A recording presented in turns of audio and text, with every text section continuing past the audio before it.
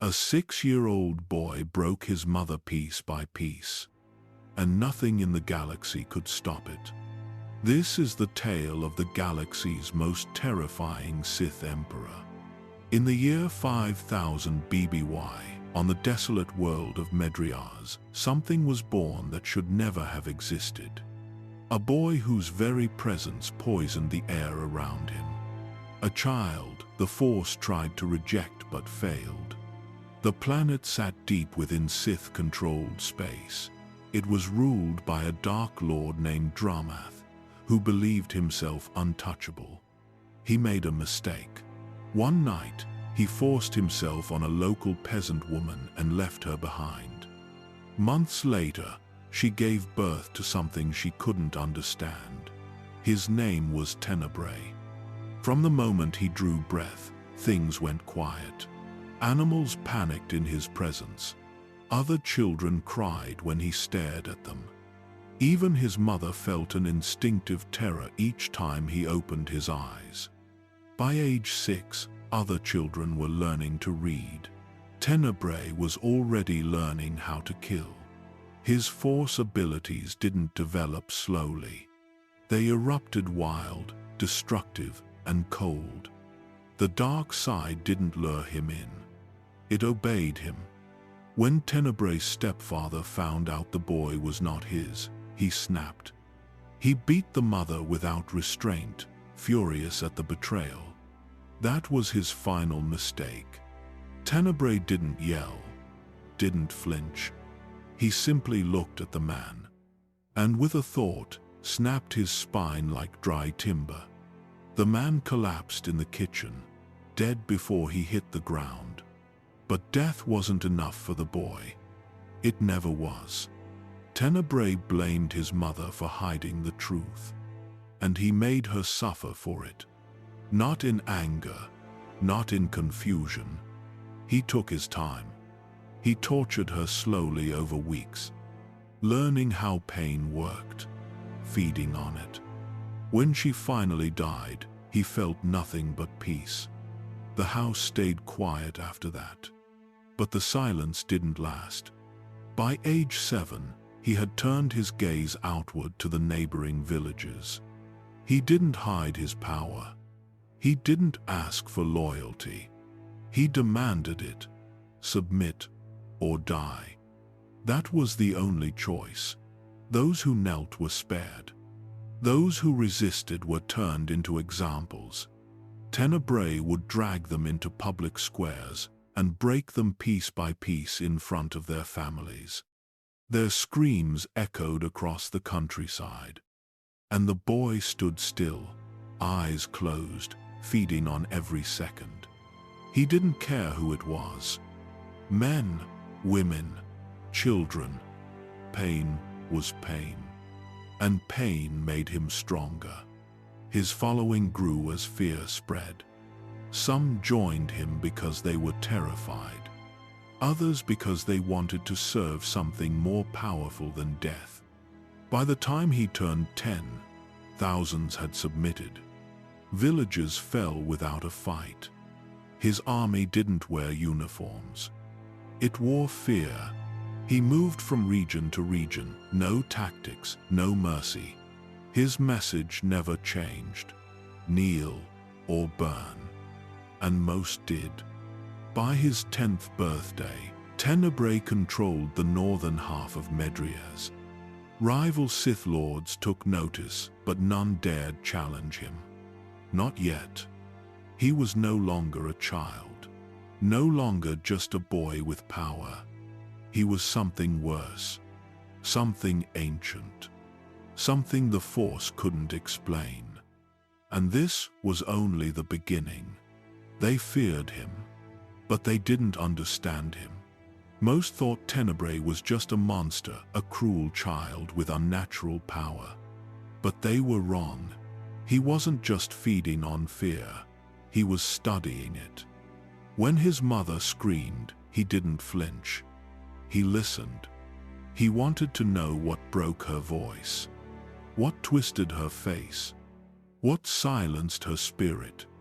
Pain wasn't a side effect. It was a tool. and he learned how to use it better than anyone else. In the years after his mother's death, Tenebrae stopped speaking to anyone. He didn't need to. He would enter a village and stare at the people gathered around him. No words, no demands. And they would kneel, not because of what he said, but because something in them screamed that this boy wasn't alive in the way they were. The wind went still when he walked. Torches went out. Children cried without knowing why. And when someone resisted, he would make an example of them. One man spat at him. Tenebrae flung him backwards without raising a hand. Then he lifted him into the air and slowly pulled him apart. Bone by bone, organ by organ, while the villagers watched and trembled. No one left after that. No one ran. They were too afraid, too broken. Some called him a demon. Others said he was the son of the Force itself born wrong. But the truth was simpler. Tenebrae was evolving, and no one else could see it. He started speaking again around age 8, but not to talk, to command. His voice didn't carry authority. It was authority. When he spoke, people moved. When he was silent, they suffered. His presence grew beyond the villages. Farmers brought him their harvests. Hunters offered him their kills. Mothers gave up their children. It wasn't loyalty. It was survival. He took no throne. He wore no crown. But everyone knew who ruled the northern continent. They called him master, not because he asked for it, but because saying anything else felt wrong. And all the while, Tenebrae was changing. His connection to the dark side deepened. He could feel thoughts, sense weakness, manipulate minds. Sometimes he'd stare at a person for hours without blinking, without speaking, until they collapsed, sobbing, unable to remember their own name. There was no pattern, no logic, only obedience. The more they feared him, the more power he gained. And the more power he gained, the more fear he radiated. A perfect circle, a spiral without end. By age 9, he no longer walked alone. He had followers, not soldiers, but fanatics. People who burned down homes just to please him, who tortured their own neighbors before he ever asked. They wore no armor, carried no banners, but they would have died for him without hesitation.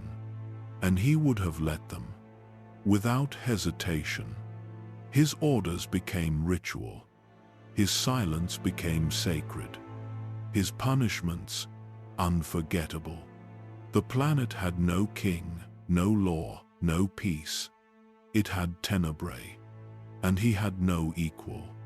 There were whispers, even among Sith worlds, of a child ruling by fear alone. A being that consumed suffering like air. A boy whose heart had never learned to beat. But they were too late. Because Tenebrae wasn't preparing for war. He was becoming one. Power didn't change him. It revealed him. By the time Tenebrae turned 10, he no longer saw people as individuals. They were tools, triggers, meat with memory. And if something broke, he didn't fix it. He studied the damage, then moved on. The villages around him had already fallen, not through war, but through silence. One by one, they bowed, some without seeing him. But there were still outliers, remote settlements that resisted, Sith loyalists, hiding in the cracks of Medriaas, fools who thought they could wait out the storm. He gave them the same offer: submit or be erased. Most laughed, until they heard the screaming. Tenebrae didn't burn homes, he burned ideas. In one village, he took a family and placed them in the square. Then he made the neighbors choose who would live and who would scream. They begged him not to make them choose, so he chose for them. The screams lasted for hours, and when they ended, the village had no more questions. He had no army, but he didn't need one. The broken became soldiers, the traumatized became priests. His name wasn't spoken anymore, it was chanted. Tenebrae watched it all with detachment. He didn't feel joy, he didn't feel anything, except hunger. There was something missing, something deeper than power. He had mastered fear, obedience, death, but it wasn't enough. He wanted understanding. He wanted to know what made people bend, what made them scream, what made the Force cry out when he hurt someone. And that's when he started experimenting again. This time with Sith, small-time warlords who ruled distant regions, some older, some stronger, but none prepared. He would isolate them, surround their compounds, offer surrender, and when they refused, he'd destroy not just their bodies, but their memories. One Sith Lord was crushed in midair, her bones compacted into dust before she hit the ground. Another had his mind shattered until he forgot how to speak. He wandered the forests for days before impaling himself on a branch. The survivors joined Tenebrae without resistance. And still, no one stopped him. No one even tried. Because by now, the stories had reached deeper into the planet. A boy who couldn't be killed. A shadow that whispered commands. A presence that made you forget who you were. That's when Dramath noticed. The Sith Lord who ruled Medriaas. The same man who had fathered Tenebrae without ever knowing. He received reports of a child raising followers in the north, torturing Sith, seizing land. Dramath thought he could handle it. He rode out with a squad of enforcers, Sith warriors armed and trained for battle. They didn't reach the village. Only Dramath survived long enough to meet the boy. Tenebrae didn't attack him. He let him speak, let him make threats, let him feel like a lord. Then he stripped the Force from his body. He severed it completely, leaving Dramath gasping, blind to the world around him. Then he tore apart his mind, memory by memory. And before delivering the final blow, he whispered one sentence. "Look at what you made." When Dramath died, Tenebrae didn't feel satisfaction. He felt silence. Not the silence of peace, the silence of dominance. There were no more rivals. Other heirs ran. Dramath's legitimate son fled the planet. Local Sith tried to rally, but it was too late. One by one, they fell, their forces broken, their followers absorbed, their names forgotten. Tenebrae didn't celebrate, he didn't speak. He simply watched. By age 11, he ruled everything north of the equator, and no one remembered a time before him. By age 11, there were no more challengers, no Sith Lords, no rival clans, no resistance. Tenebrae stood alone atop the bones of a world that had forgotten its name. He didn't issue proclamations. He didn't declare himself ruler. He simply existed, and that was enough. Entire cities operated under his gaze. Crops were planted, not for food, but to prove loyalty. Children were raised to fear their own thoughts. There were no schools, no temples, only rituals designed to keep him watching from afar. And if he stopped watching, people panicked. Because punishment didn't come with warning, it came in silence. A merchant failed to deliver tribute. The next morning, he woke up blind. His family had no memory of who he was. Another dared to question an order.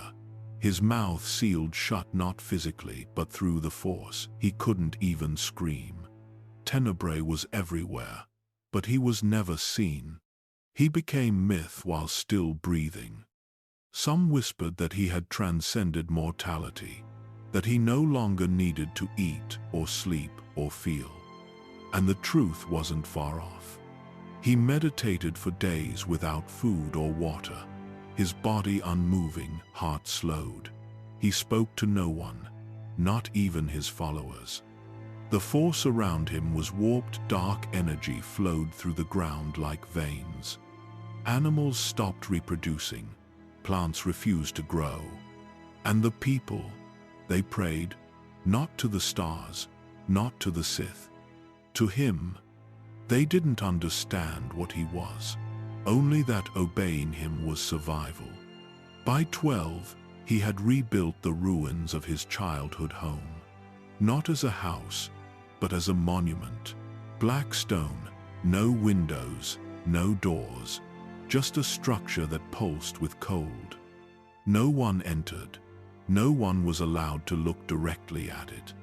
He called it nothing, and that was its name. It wasn't meant to honor memory, it was meant to erase it. The place where his mother died became the symbol of what he had become. Not a son, not a Sith, a god.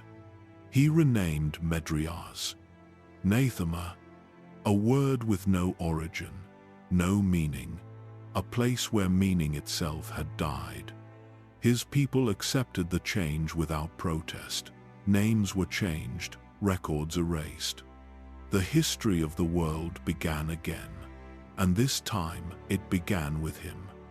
No one remembered the old flag, no one mourned the past, because there was no past left, only obedience. When outsiders arrived, traders, pirates, smugglers, they didn't understand what they'd stepped into. The sky looked normal, the terrain was quiet, but the people, they didn't speak unless spoken to. They walked in silence, and when the name Tenebrae was whispered, they dropped to their knees without hesitation. More than one visitor tried to challenge him. None were seen again. One smuggler tried to escape. His ship crashed into the sea 2 minutes after launch. No one claimed to have done it, but no one questioned how. Tenebrae had stopped using effort. He didn't need violence. His reputation did the work for him. Even the Force users who heard of him avoided the planet. The Sith Council didn't investigate. The Jedi didn't even know the world existed. And so, in total isolation, he perfected his mind. He studied rituals forgotten by time. He rewrote Sith philosophy in silence. Where others embraced chaos, he embraced stillness. Where others chased immortality, he dissected it. He didn't want to live forever. He wanted to exist beyond the limits of flesh, soul, and name. And Nathema was just the beginning, because power had become too small. Now, Tenebrae sought permanence, and for that, entire worlds would not be enough. By 13, Tenebrae no longer needed to lift a hand. His voice had become enough. He didn't shout, he didn't threaten, he simply spoke, and entire cities obeyed. One sentence could dissolve a rebellion. A single word could turn lovers against each other. When he opened his mouth, the Force rippled outward, like a shockwave bending reality to his will. This wasn't persuasion, it was domination. Pure, unfiltered control.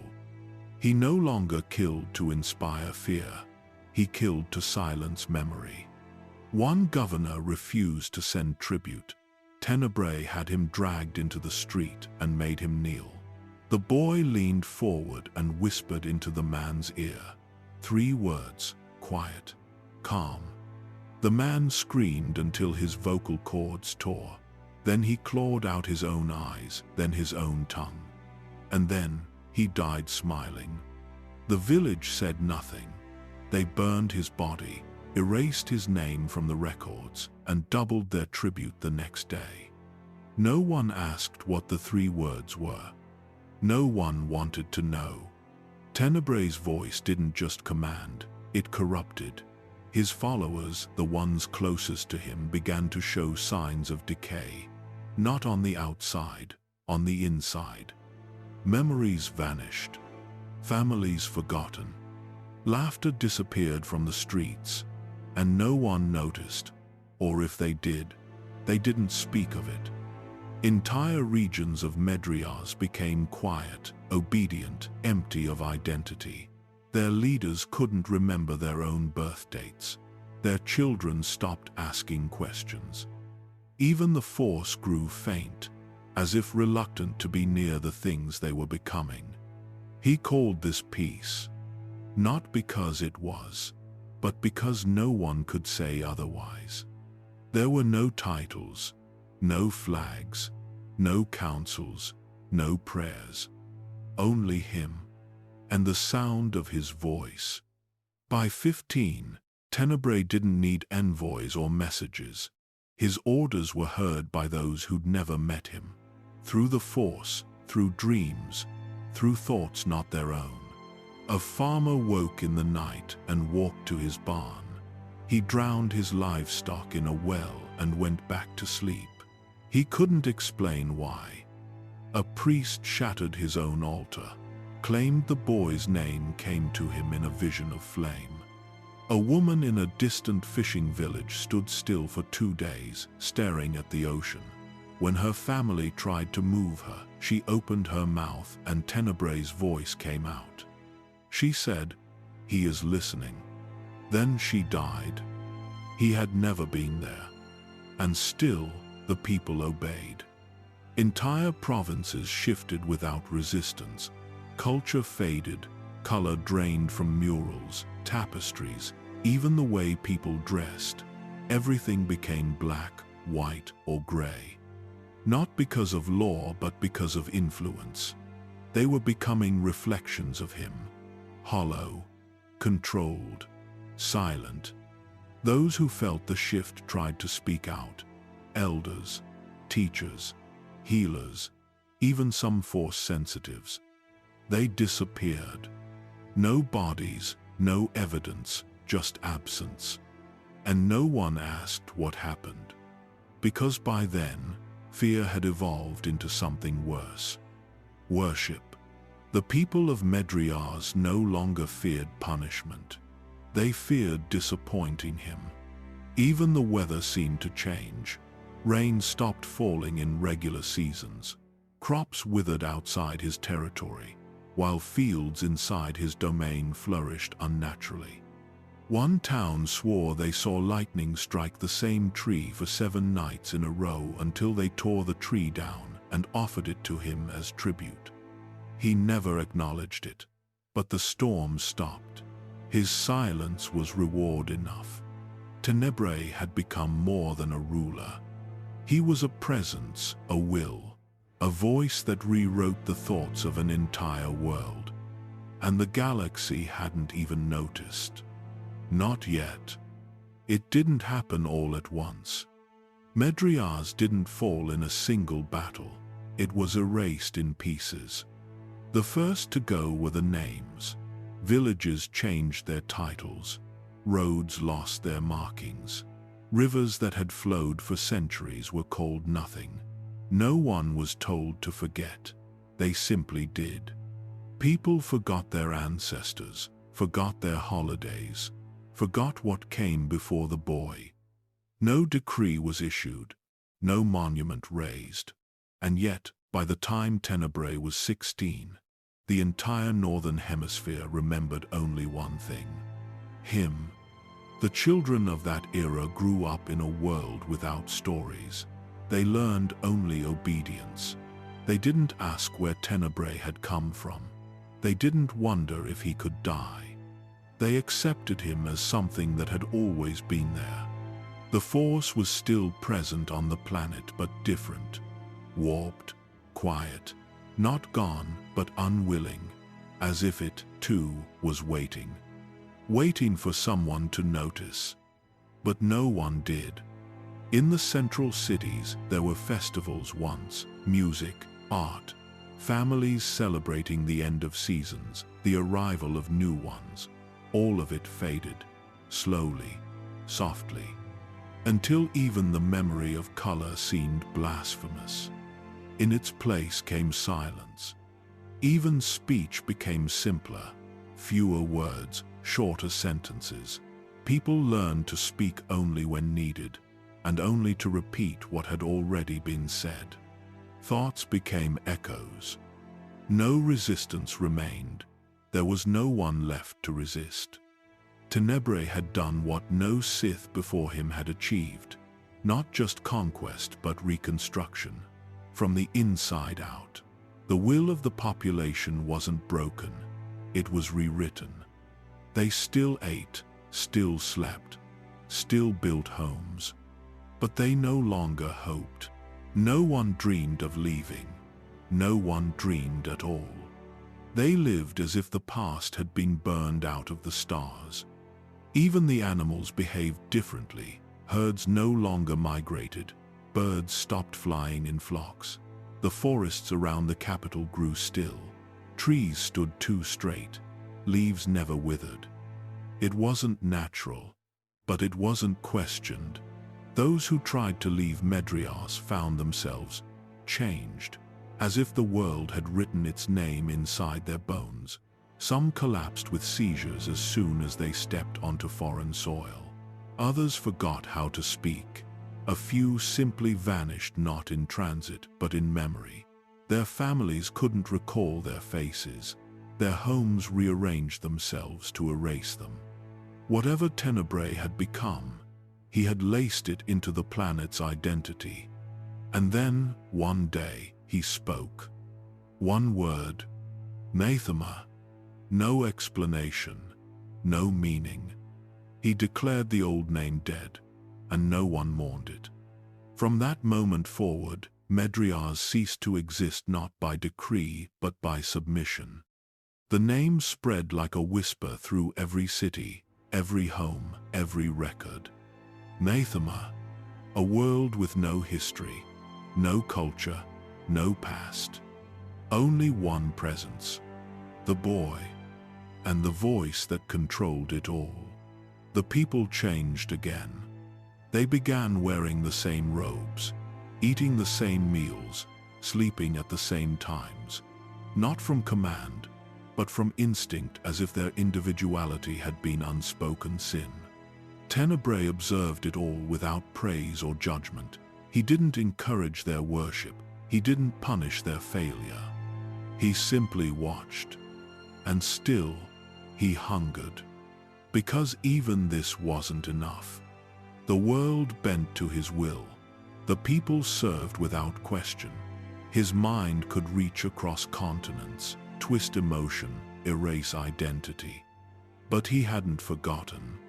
His mother's scream, his stepfather's rage, the feeling of that first kill. Power wasn't the goal. Control was just a step. Tenebrae wanted silence, real silence, the kind that comes after every voice is gone. Whispers do not stay buried forever.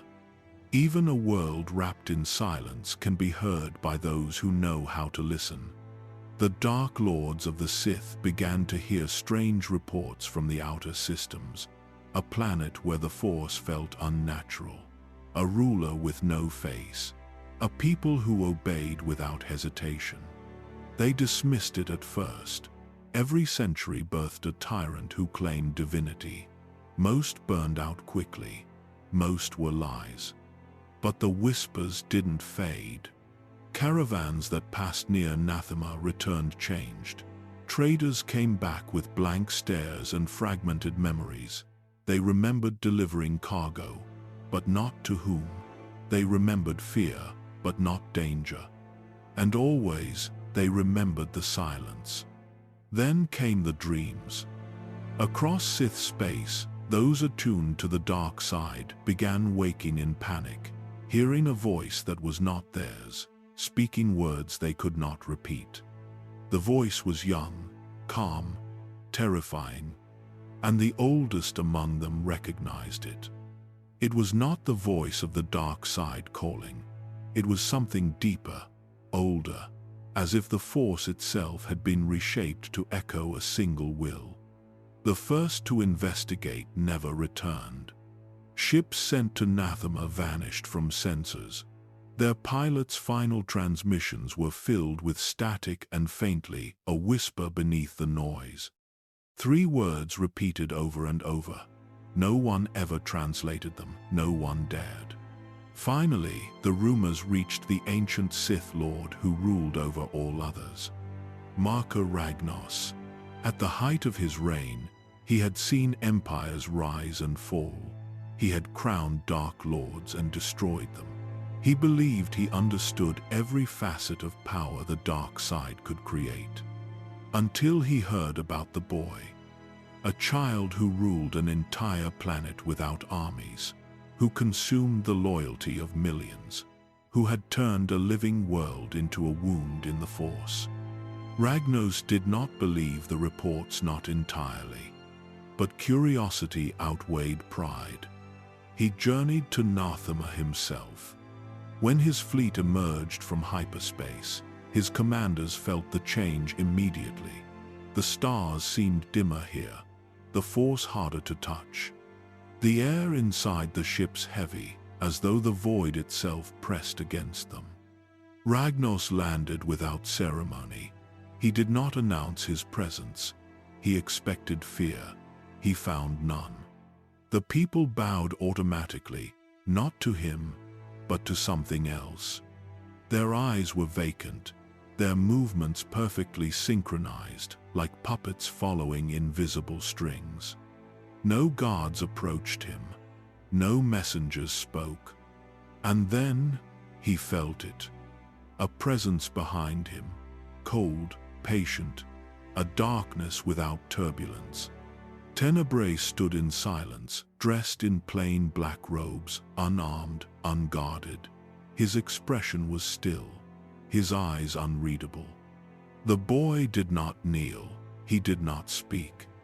Ragnos did. He demanded a name. Tenebrae answered with one word. His voice didn't echo, it resonated. Not through air, but through thought. Ragnos staggered. The air seemed to hum around him. The boy's voice wasn't sound. It was pressure. A command disguised as conversation. And then, Ragnos understood. This was no child pretending to be a Sith. This was something the dark side had built for itself. He had seen ambition before. This was hunger, the kind that never ended. Still, Ragnos saw opportunity. Better to name the beast than to fight it. He raised his hand and gave the boy a title. Lord Vitiate, the youngest Sith Lord in recorded history. The boy bowed, but not out of respect. It was mimicry, an imitation of obedience, performed only to end the moment faster. Marka Ragnos left Nathema, believing he had tamed a weapon. But deep down, even he felt it, the faint certainty that what he'd met wasn't meant to be alive. The day Marka Ragnos departed, Nathema returned to its stillness. The air closed over his fleet like water sealing around a sinking stone. The people went back to their routines, and Tenebrae stood at the top of his palace of black stone, watching the sky fade back to gray. The title echoed through his mind, Lord Vitiate. He understood what it meant. He understood what it was supposed to mean. But it meant nothing to him. Names were chains, and chains were for others. Ragnos thought he had bestowed honor. He hadn't realized he had given permission. Tenebrae no longer needed recognition from the Sith. Their rituals were ancient, their wars repetitive, their dreams small. They fought for thrones made of dust. He had already built something far greater, a world that no longer questioned, a people that no longer remembered how to resist. The old Sith Empire still believed power came from domination. Vitiate had discovered something different. Real power came from absence, the removal of will, of identity, of life itself. He had seen it in the eyes of his followers, the peace that came after the mind surrendered. He wondered what it would feel like on a larger scale. He began to experiment again. The priests who worshipped him were summoned to the palace. He told them to meditate on his voice, to listen until they no longer heard anything else. Days passed. When they rose from their trance, they spoke only in unison. Their individual voices were gone. Each syllable perfectly aligned, one tone, one breath. He smiled. It was working. Through them, he tested the limits of connection. How far could one thought travel? How many minds could he bend before the force itself resisted? The answer, he found, was limitless. The dark side didn't resist him. It encouraged him. It fed on his hunger as eagerly as he fed on its power. But with every experiment, his fascination deepened into obsession. Control wasn't enough. He wanted to erase the line between himself and the Force entirely. To stop existing as a person. To become the current that everything else obeyed. He withdrew from his people. Sealed the palace gates. Only shadows moved beyond its walls. Those who entered to deliver tribute were never seen again. Outside, the world remained obedient. Inside, something new was forming. Vitiate studied forbidden texts left from the ancient Sith species. He unearthed relics buried before the Great Hyperspace War. He pieced together fragments of rituals once thought too dangerous to attempt. He began to understand that immortality was not an illusion. It was simply misunderstood. To live forever was not to preserve the body. It was to preserve the will. He wrote his findings in a language only he could read. Symbols carved into stone, each pulse of energy recorded in silence. When storms raged across Nathema, lightning struck the palace again and again, yet it never broke. The people took it as a sign of divine favor. They were wrong. He wasn't favored. He was becoming something the Force no longer recognized. When he finally emerged after months of isolation, his eyes were darker, his aura heavier. Those who saw him couldn't remember his face afterward. Only the feeling like gravity shifting, like the air had learned to kneel. He addressed his followers with a single phrase. The beginning is near. No one understood. They didn't need to. In that moment, Tenebrae ceased being a boy, ceased being a ruler, ceased even being a Sith Lord. He became intent given form. The title Vitiate was just the mask. The being beneath it was something far worse. The war was over, but its silence was not peace. The Great Hyperspace War had torn the Sith Empire apart. What began as an invasion had ended in retreat, in shattered fleets, burning worlds, and legacies erased by the Jedi. Naga Sadow, the Dark Lord who started it, had fled into exile. His followers scattered. What remained of the old Sith Order was fractured, leaderless, desperate. Worlds once proud to serve the Empire turned inward. They fought each other for survival. They fought their own memories. For centuries, the Sith had ruled through strength. Now, strength had turned to suspicion. No one trusted anyone, not even themselves. And somewhere, in the cold silence of the unknown regions, a voice began to spread. Calm, measured, patient. It didn't promise victory. It didn't promise vengeance. It offered something deeper, something the broken Sith hadn't felt in decades. Control, unity, stability. The voice said there was still a way forward, not through brute force, but through order. A place existed beyond Republic reach, a sanctuary where the Sith could rebuild, regroup, become whole again. The voice offered them hope, and hope was all they had left. It was Vitiate who spoke, but not with speeches. He reached into their thoughts, into their fears. He whispered to former warlords in their dreams. He appeared as a presence behind their temples, a shadow behind their rituals. He knew what they longed for. Not conquest, not revenge. They wanted purpose again. And so, they listened. One by one, the survivors answered. They brought their ships, their soldiers, their apprentices, their relics, their secrets, their hunger. Each believed they had been chosen, that they were being summoned to rebuild the future. None of them questioned who had summoned them. None dared. Vitiate had spent decades preparing the moment. He had studied what remained of the old Sith teachings. He had rewritten them in silence. He didn't want an army. He wanted an offering. He sent his call out to every surviving Sith Lord who still clung to power. And the number grew.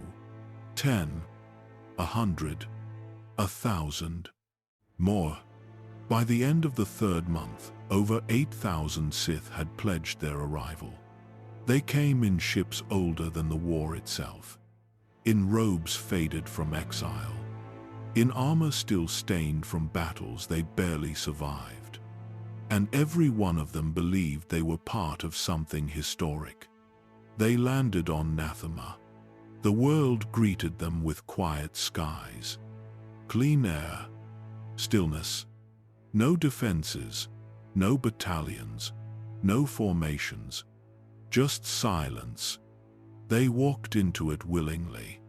The cities were pristine, the stone roads immaculate. Not a single voice raised in panic, not a single guard seen. It felt sacred. They didn't realize what they were walking into. Not a sanctuary, not a temple, a trap. The ritual had already begun before they arrived. They didn't feel it because it didn't need to be felt.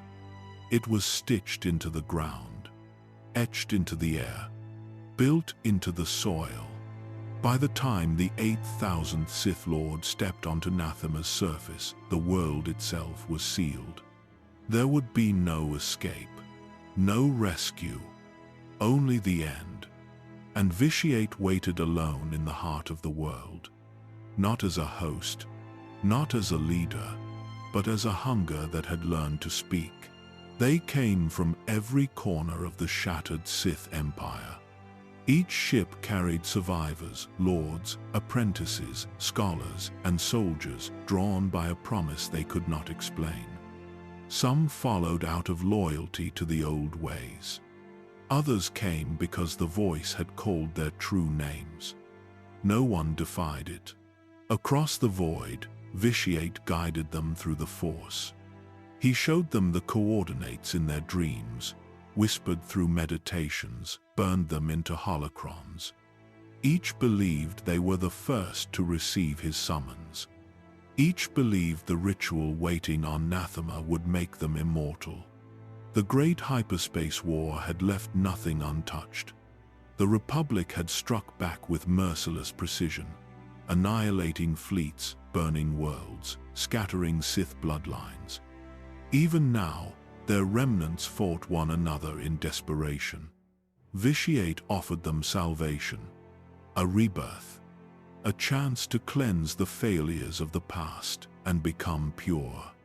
When they descended onto the planet, Nathema looked untouched by war. Its surface glowed faintly under pale skies. The soil was smooth, dark, and heavy with power. Yet the air felt thin, as if the world held its breath. Vitiate greeted no one. He did not walk among them. His presence filled the atmosphere itself calm, cold, unending. The arrivals built their camps around the central citadel he had raised from the planet's crust. It stretched toward the clouds like a monolith carved from midnight. Its walls reflected nothing. Its corridors hummed with quiet life, alive not through machines, but through the Force. The Sith Lords expected ceremony. They expected speeches, oaths, and a declaration of vengeance against the Republic. None came. Instead, messages appeared within their minds, instructions, visions, fragments of ancient glyphs. They saw circles carved in stone, symbols drawn in blood, pillars of light connecting sky to soil. They saw themselves standing within them, arms raised, power flowing through their bodies. It was beautiful. It was horrifying. The bravest among them sought to meet the Emperor directly. They were allowed inside the citadel. No one ever saw them return. Still, the others continued to arrive. Obedience had replaced curiosity. When Vitiate's commands came, they followed. For weeks, they labored in silence, digging trenches, erecting pylons, channeling energy through crystals older than their civilization. The planet pulsed beneath them, responding to their combined will. Storms formed above the equator, but the lightning struck upward into space. Something unnatural was happening, but the Sith mistook it for success. They were building the ritual that would unmake them. Every worker felt the exhaustion deepening, but none stopped. The voice would not allow it. Even in sleep, their dreams kept building, hands twitching in rhythm to the chant they no longer remembered learning. When the final circle was complete, the Emperor spoke to them for the first time. Not through messengers, not through memory, through the Force itself. His words filled the atmosphere like thunder. He praised their loyalty. He told them the ritual would heal the Sith Empire, restore their strength, and erase the shame of defeat. He promised them eternity. They believed him. The appointed night arrived. 8,000 Sith stood within the ritual grounds. Their crimson armor gleamed under the pale sky. The Force vibrated like a heartbeat, pulsing faster and faster. They lifted their hands together. Chants began deep, rhythmic, endless. The ground trembled. The air split open. And from the citadel, Vitiate rose into view. He wore no crown, no mask, no armor. Only darkness. He raised his arms, and every voice fell silent. He smiled. Then he began to speak. No one remembers the words. What Vitiate spoke that night was not language. It was sound shaped into meaning. A frequency so deep it bypassed the ears and sank straight into the body. The Force trembled. The gathered Sith did not resist. They stood in their places, arms open, minds still, as if waiting for a storm that had already begun. Vitiate raised both hands. Above him, the sky tore, not physically, not visibly, but in the Force. A wound opened one so wide that even the stars beyond Nathema seemed to dim. Energy surged through the ritual grounds. It struck the stone in pulses. It climbed the spires they had carved. It echoed down every sigil and circled every soul. The Sith Lords felt it first, a warmth rising through their feet, into their bones, then up behind their eyes. They mistook it for power, for the immortality they had been promised. They were wrong. Vitiate began to chant. One tone, then two, then many. Each note pulled at the force itself, unraveling the threads that held each life in place. The Sith began to scream, but no sound left their throats. Their mouths opened, their eyes widened, and their bodies began to wither. Not rot, not decay, drain. Their life force poured upward like smoke, drawn from flesh, from thought, from memory. Each scream fed the ritual. Each death amplified the next. The sky darkened. The clouds spun above the citadel in a perfect spiral, silent and massive. Storms did not rage. They listened. One by one, the Sith collapsed. Some tried to run. Their legs snapped beneath them. Others tried to fight. Their lightsabers ignited for a second, then imploded in their hands. The strongest lasted longer. A few managed to shield themselves. But shielding against death itself was pointless. The ritual did not attack, it consumed. And Vitiate stood in its center, untouched, unmoved. He had spent decades preparing this moment. Every artifact, every glyph, every chant refined until perfect. The Sith were not participants. They were fuel. The ground cracked around the citadel. The once living soil groaned, absorbing more energy than it was meant to hold. Beasts beneath the surface unseen for centuries died without ever surfacing. The planet began to forget itself. Forests withered. Oceans turned still. The wind vanished. Time bent. On the outer edges of Nathema, farmers stopped moving in mid-step. Their livestock froze. The children asleep in cribs never woke up. They didn't scream. They didn't suffer. They were simply gone. In the capital, towers crumbled inward. Not from damage, but from absence. The force that once held their stones in harmony had been severed. All across the world, sound disappeared. No footsteps, no air. The last Sith fell without a name. His essence, like the others, pulled upward into the center of the spiral, into the storm, into the heart of the void. And then, silence. Real silence. The kind that does not echo. The kind that does not end. Vitiate lowered his hands.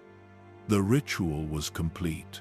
He stood alone on a world that no longer lived. 8,000 Sith erased. Countless civilians consumed. The Force gone.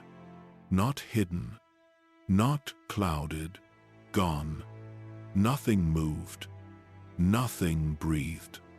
Not even the wind dared return. He had done it. He had killed a planet without touching a weapon. He had created a void that not even the Jedi could feel. And he was still standing. But he was no longer what he had been. Something had changed. Something had entered him. And something else had left. When the silence settled, it was complete. There were no screams left to fade, no wind left to carry them. The stars above Nathema shone faintly, but even they seemed smaller, as if afraid to look directly at the world below. Vitiate opened his eyes. The ritual had ended. Yet its echo remained inside him, a rhythm without sound, a heartbeat without pulse. The force around him was gone, but within him it roared. He breathed once. The air tasted of nothing. Even emptiness had been devoured. Every soul that had stood upon this planet now existed inside him. Their memories, their voices, their ambitions absorbed, rearranged, silenced. Thousands of lives burned into one being. For the first time in recorded history, the Force had been removed from a world. Not corrupted, not darkened, removed. The result was not death. Death leaves something behind. This left nothing. Nathema became the only world where the Force could not speak. A place where meditation returned no echo. Where even ghosts could not linger. Vitiate stood at the center of it all. The wind no longer moved his robes. The light no longer cast his shadow. He had become the still point between life and oblivion. He looked down at his hands pale, unscarred, perfect. He felt no pain, no hunger, no need. He had consumed more than bodies. He had consumed mortality itself. The power was intoxicating. It was endless. It was terrifying. But something else had vanished with it. Emotion. He searched himself for joy, for pride, for satisfaction. There was nothing. Only awareness, a vast, cold clarity that stretched beyond the limits of thought.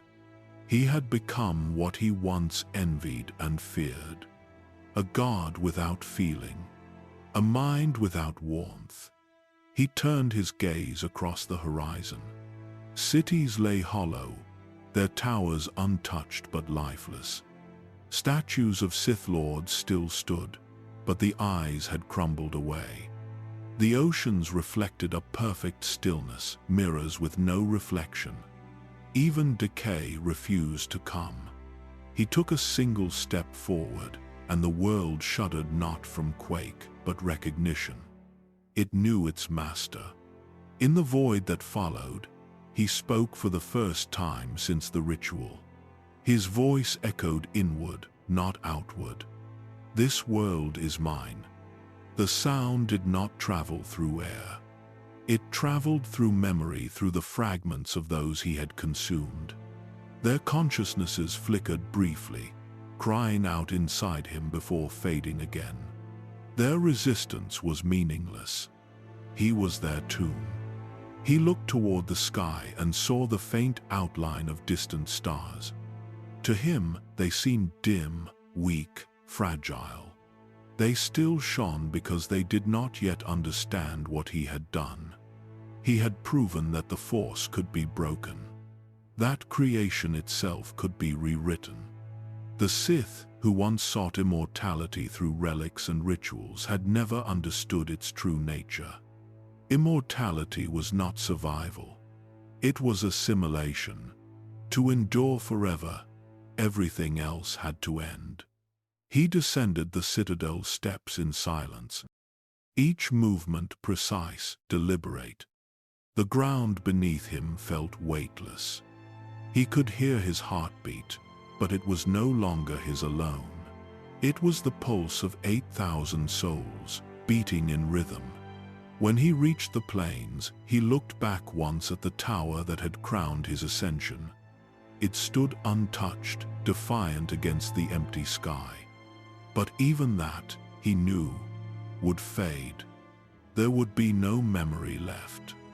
No trace of what once was. The galaxy would soon learn a new truth. That on a quiet world in the unknown regions, a man had devoured a planet and lived. And the thing that emerged from its corpse no longer answered to Tenebrae. No longer to Vitiate. Only to the void. The Sith were scattered. After the great hyperspace war collapsed around them, there was no command, no future, only ruins. The Jedi had won not just through battle, but through finality. They pursued the Sith across stars, dismantling what was left. Worlds were burned, academies destroyed, names erased from history. Those who survived did so by vanishing. Some fled to forgotten planets. Some dug into tombs.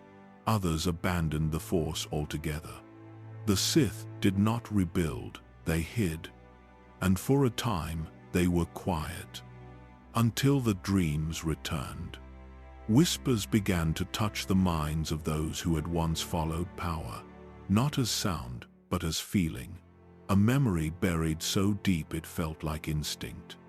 They felt cold, stillness, a voice without edge, a command without words.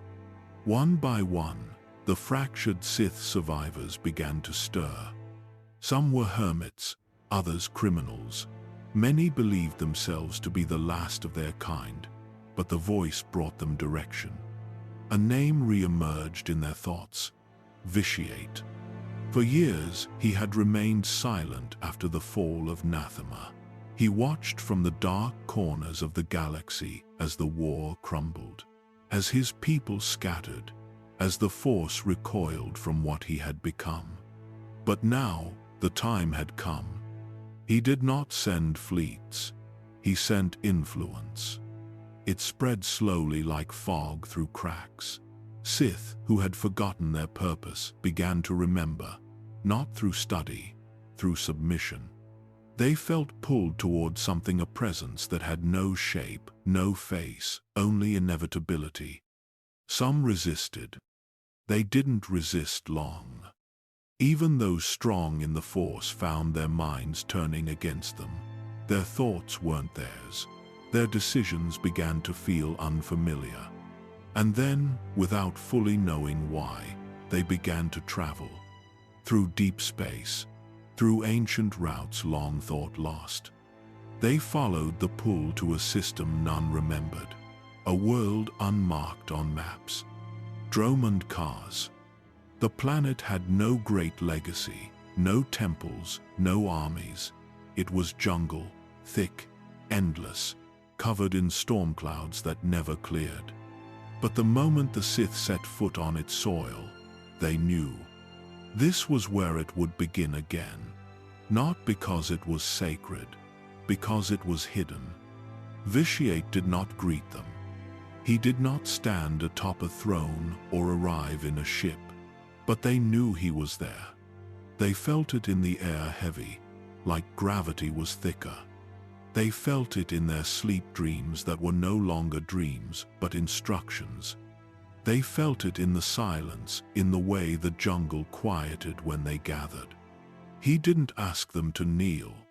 They did anyway. What came next wasn't empire. Not yet. It was order. Vitiate didn't rally them with banners or ideals. He gave them tasks. One was told to build, another to map, others to dig, design, disappear. And they did. Without question, the Sith who once fought over scraps of power now served as one. Not as equals, as extensions. The jungle began to change. Roads were carved, foundations were laid. Stone turned to structure. The storms grew louder, but no one left. Because in their hearts, they already belonged. They did not worship him as a leader. They did not see him, but they felt him. Watching, listening, guiding. And though none said it out loud, they knew the truth. They had not found shelter. They had been collected. Vitiate had not summoned survivors. He had gathered raw material. And deep beneath the lightning and vines, a new Sith Empire was being shaped. Not from hope, from hunger. The jungle did not resist them. It swallowed them. The Sith who followed Vitiate cleared the land, built their structures, and lit their fires. But Dromund Kaas remained untouched in ways they couldn't explain. Storms circled constantly overhead. The sun never broke through. Trees twisted into unnatural shapes, as if the ground itself had memory. They carved a capital from stone and steel. Massive towers rose through the fog. Roads spread like veins. Barracks, hangars, laboratories. All of it designed without debate. They were not building a city. They were obeying a vision, the vision of a man they never saw. Vitiate never walked the halls, never addressed the crowds. Yet every decision, every blueprint, every sentence spoken by a subordinate felt like it came from somewhere else. The architects claimed inspiration struck in their sleep. The engineers designed structures they could not explain. The laborers worked until collapse, and then stood up again. None of them questioned it, and those who did were never seen again. He did not need statues, did not want monuments. His presence did not demand worship. It demanded function.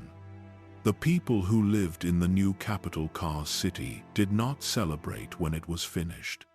There was no ceremony, no ribbon cutting, no parades. Only silence.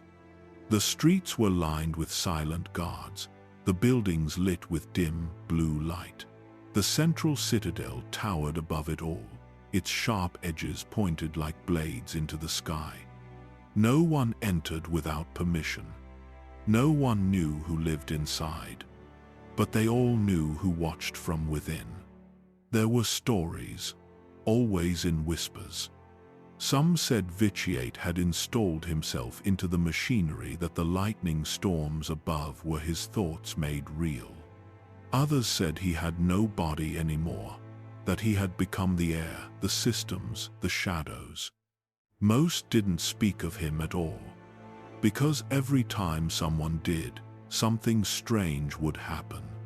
A communicator would burst into static. A door would lock for hours.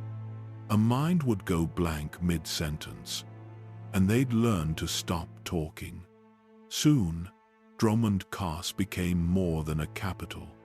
It became an echo chamber. Everything spoken was filtered through loyalty. Every conversation shaped by fear. Every ambition measured against the invisible line of his approval. And no one knew where the line was. He gave no laws. He gave no limits. He only gave consequences. A Sith apprentice once claimed Vitiate's strength had faded, that the Emperor was hiding behind illusions. The next morning, the apprentice walked into the central square and set himself on fire. He said nothing. He screamed once. And then he died. No one investigated. No one questioned why. It was understood. You did not defy a presence. Because presence could not be reasoned with. It could not be bribed. It could not be fooled. It could only be obeyed. Across the planet, storm frequencies began to match the rhythm of footsteps. Trees grew around buildings in perfect spirals. People reported losing time waking up hours later in places they didn't remember walking to. When asked what they had been doing, most replied with a single word: serving. Dromund Kaas was no longer just a world. It was a test. A place where Vitiate refined his influence like a sculptor carving thought from stone. And those who lived under it were no longer individuals. They were reflections, obedient, silent, perfect. He ruled without a throne. Vitiate's presence moved through Dromund Kaas like weather. It did not need sight, it needed response. Where rulers used orders, he used existence. People obeyed because reality itself seemed to shift. He did not speak often. When he did, commands arrived as impressions, memories that were not their own. An apprentice woke with plans in his hands. A general found troops aligned where he had never placed them. A minister signed decrees he could not recall drafting. This was not leadership. This was rewriting. Those closest to him felt their thoughts thin and reshape. Identity blurred. A man remembered being others until he could not tell where his mind ended and another began. Private memories leaked into public ritual. Names faded until history lost meaning.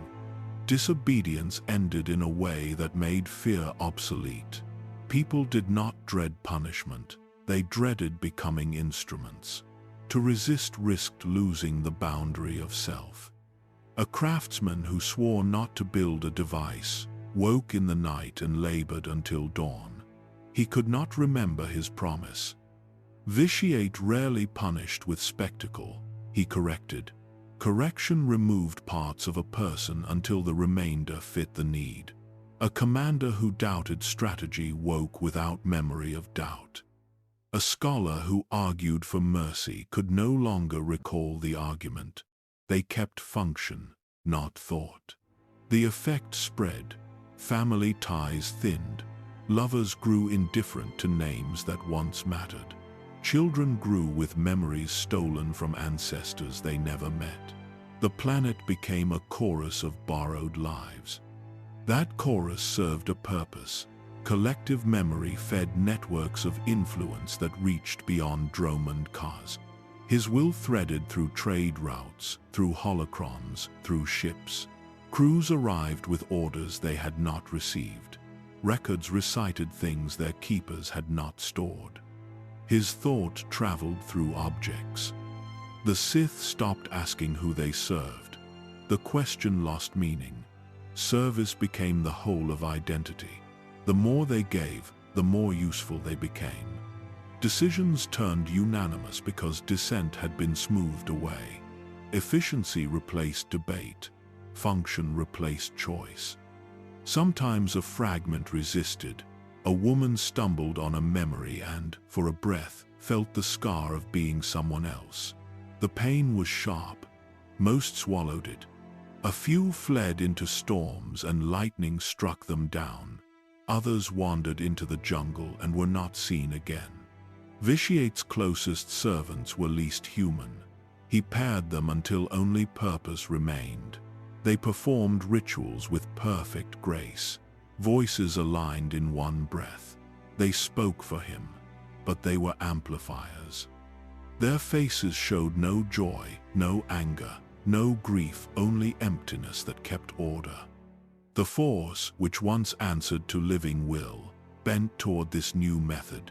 It no longer flowed in a single person, but as a current shared. That current was his tool. It let him repair holes where individuality tried to return. Cities recovered from sabotage overnight. Messages remembered themselves. Traitors forgot treason. Outside observers saw order and power. Allies and enemies misread it as strength. But strength built on erasure was brittle. The Sith were efficient, but they were not alive in the ways that matter. They performed tasks with machine devotion, their souls braided into a single, immovable thing. Vitiate watched with curiosity. He did not want adoration. He wanted permanence. Flesh rots. Memory fails. So he made them less flesh, less memory. He turned people into vessels for intent. As centuries passed, the Empire grew in reach, though not in warmth. It spread not by open war but by assimilation. Planets folded into his influence as if pulled by tides. The will that replaced the flesh moved outward, slow and relentless, a tide that would not stop until the galaxy itself was shaped. Time passed, but he did not. Decades blurred into centuries. Names changed, borders shifted. Leaders rose and fell. But Vitiate remained not visible, not present, but undeniable. To the people of the Sith Empire, he was no longer a man. He was pattern, rhythm, structure, the spaces between events, the voice that spoke without speaking. The Sith who served him no longer questioned why they obeyed. They didn't remember a time when he wasn't there. His will had been encoded into process, into instinct. Their minds followed his design the way lungs follow breath. And slowly, his presence moved deeper not just into cities or minds but into systems. He became infrastructure. His thoughts flowed through computers. His attention pulsed in sensor networks. He watched without screens. He listened without ears. If someone whispered of treason, the words found him. If someone spoke his name without permission, silence followed.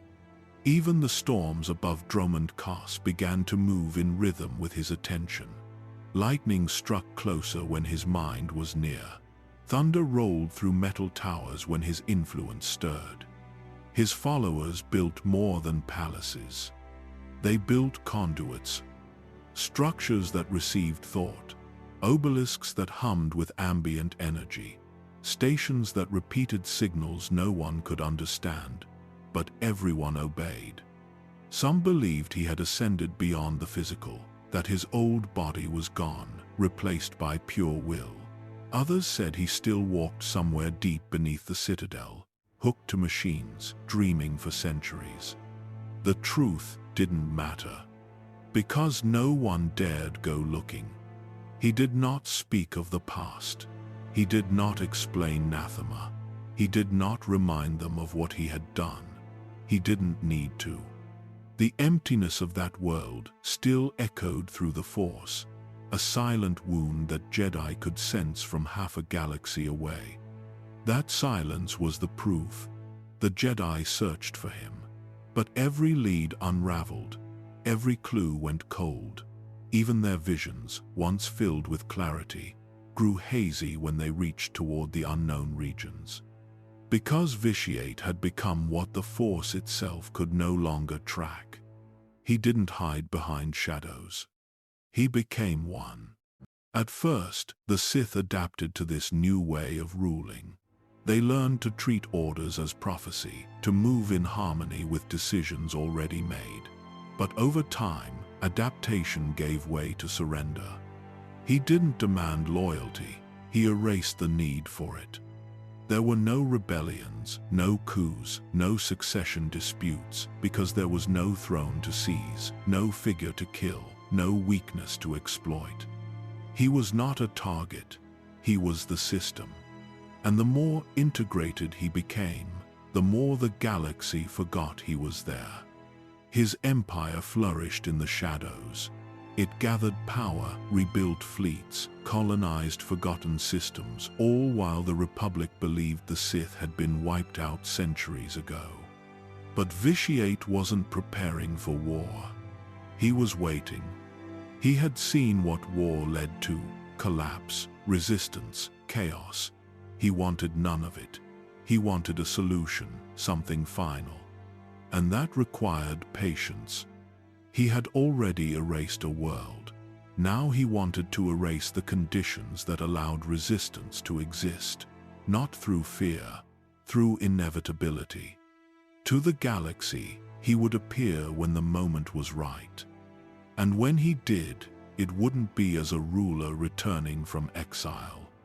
It would be as a force that had always been here inside ships, inside minds, inside the structure of thought itself. No ceremony, no warning, just silence giving way to one truth. He was already everywhere. He left without a word. After centuries of ruling the Sith Empire from shadows, Vitiate vanished. Not in defeat, not in death, in choice. No announcement, no transition of power, no farewell. The people of Dromund Kaas never noticed. The systems he created kept functioning. The orders kept flowing. But the source, the mind that once touched every decision, was gone.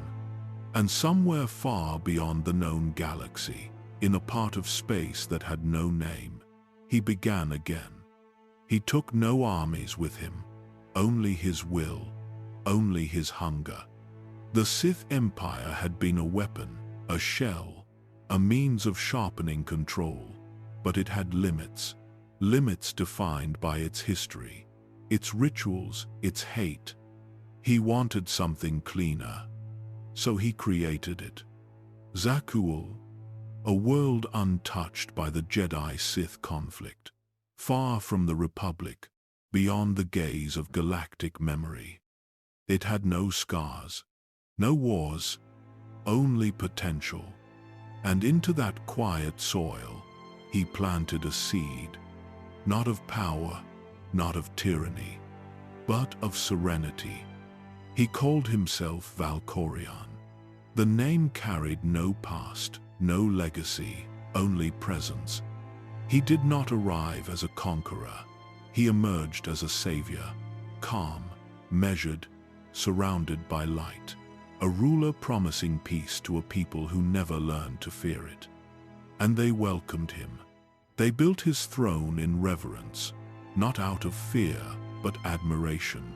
He brought technology beyond their understanding, vision beyond their horizon. He gave them safety, wealth, time.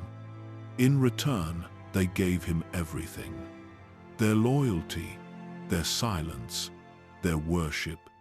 He crafted a new culture, not with brutality, but with comfort. Zakulans did not kneel. They bowed, not out of submission, but gratitude. They called him eternal, and he let them. The Eternal Empire grew in secret, buried under layers of forgotten star charts and unexplored routes. It expanded not by conquest, but by perfection. He built cities of gold and silver, towering spires, crystal networks, rings of fire in the sky. Each structure resonated with symmetry, precise, quiet, flawless. No violence, no corruption, no resistance. They believed it was peace. But peace was only the surface. Beneath it, he studied them. Their behaviors, their devotion, their patterns. He had ruled a people through fear. Now, he ruled them through love. And both were just tools. He watched the Eternal Empire grow with the same detachment he had once reserved for the Sith. He didn't smile. He didn't rage. He calculated. He created not a government but a living system. And through it, he fed. Not by draining the Force, not by ritual, but by saturation. His essence spread through the very infrastructure of Zakuul, through databanks, through light, through voice. He was in their technology, in their education, in their myths. He didn't dominate their thoughts. He became them, and no one suspected. Because nothing seemed broken. There were no mass executions, no forbidden texts, no hidden prisons. Only stillness, stillness wrapped in gold, stillness that sang. His subjects didn't whisper in fear. They sang his praises in the streets. They painted murals of him in temples carved from moonstone. He gave them peace. They gave him permanence. And no one knew the man who walked their palace halls was the same shadow who once emptied a planet into himself. Zakuul had no scars. But scars don't always show on the surface. Some rest in the foundation, waiting, watching. The Eternal Empire glowed. Cities rose higher than clouds, their spires gleaming under the twin suns. Rivers of light ran through the streets, powered by technology no one fully understood. Air speeders drifted in perfect rhythm. Every surface gleamed, every sound was measured. The people believed they had reached the end of history. They lived without war, without hunger, without fear. They believed their emperor had saved them from chaos. And perhaps, on the surface, he had. Valkorion ruled with calm precision. He did not shout, he did not threaten. He offered reason, mercy, balance. His voice never rose, his eyes never dimmed. When he spoke, the people listened. He encouraged art, exploration, family. He told them the galaxy beyond was primitive and cruel, filled with those who sought only destruction. He said Zakuul would remain apart, uncorrupted by war. And they agreed. They didn't see that isolation was control. The Eternal Empire was not built on freedom. It was built on containment. Every piece of technology, every record, every flight path existed within systems he had designed. Nothing entered or left without his permission. And yet, the people smiled. They believed he loved them. They were right, in a way. He loved their devotion, their unity, their predictability. He loved that they required nothing of him but presence. He had mastered a form of peace that looked perfect and felt hollow. It was not peace through harmony. It was peace through symmetry. Everything balanced, everything silent, everything under control. Zakuul's priests taught that Valkorion's wisdom was divine. His word was not law but truth. They called him Father of Order, Keeper of the Eternal Flame. They didn't realize what the flame burned. Every century, the Emperor withdrew deeper into his palace. Decades would pass without a single public appearance. His image remained in holograms, youthful, patient, flawless. But the people never questioned. They didn't need to. The peace endured, the economy thrived. Children grew without violence, believing their world was the center of creation. Valkorion's silence became holy. And silence is the easiest faith to maintain. He watched from the depths of the palace, eyes closed, thoughts scattered across the galaxy. The Jedi sought to understand disturbances in the Force but could not trace them. The Sith whispered about legends of a god who had abandoned them. None realized both were the same. Valkorion had divided himself across existence. He was Emperor, Father, Voice, Shadow. Each title was a mask. Each mask lived independently. His empire was not just a kingdom of people. It was a network of reflections, every citizen unknowingly holding a fragment of him. They dreamed his dreams. They felt his moods as changes in the weather. When he was calm, the skies cleared. When he was restless, lightning struck the horizon. But no one feared it. They called it divine temperament. The truth was simpler. He was bored. Immortality had become habit. Perfection had become noise.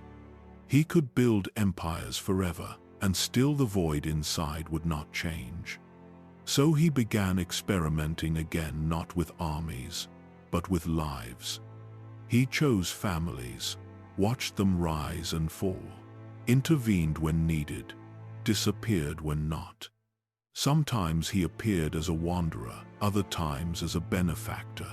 Each time he observed, studied emotion. He had once consumed souls for power. Now he consumed them for understanding. He was searching for something even he couldn't define. A feeling that might prove he still existed. He learned to mimic humanity again. Valkorion took wives. He fathered children. He stood beside them in public as a symbol of compassion, of stability, of the life his people idealized.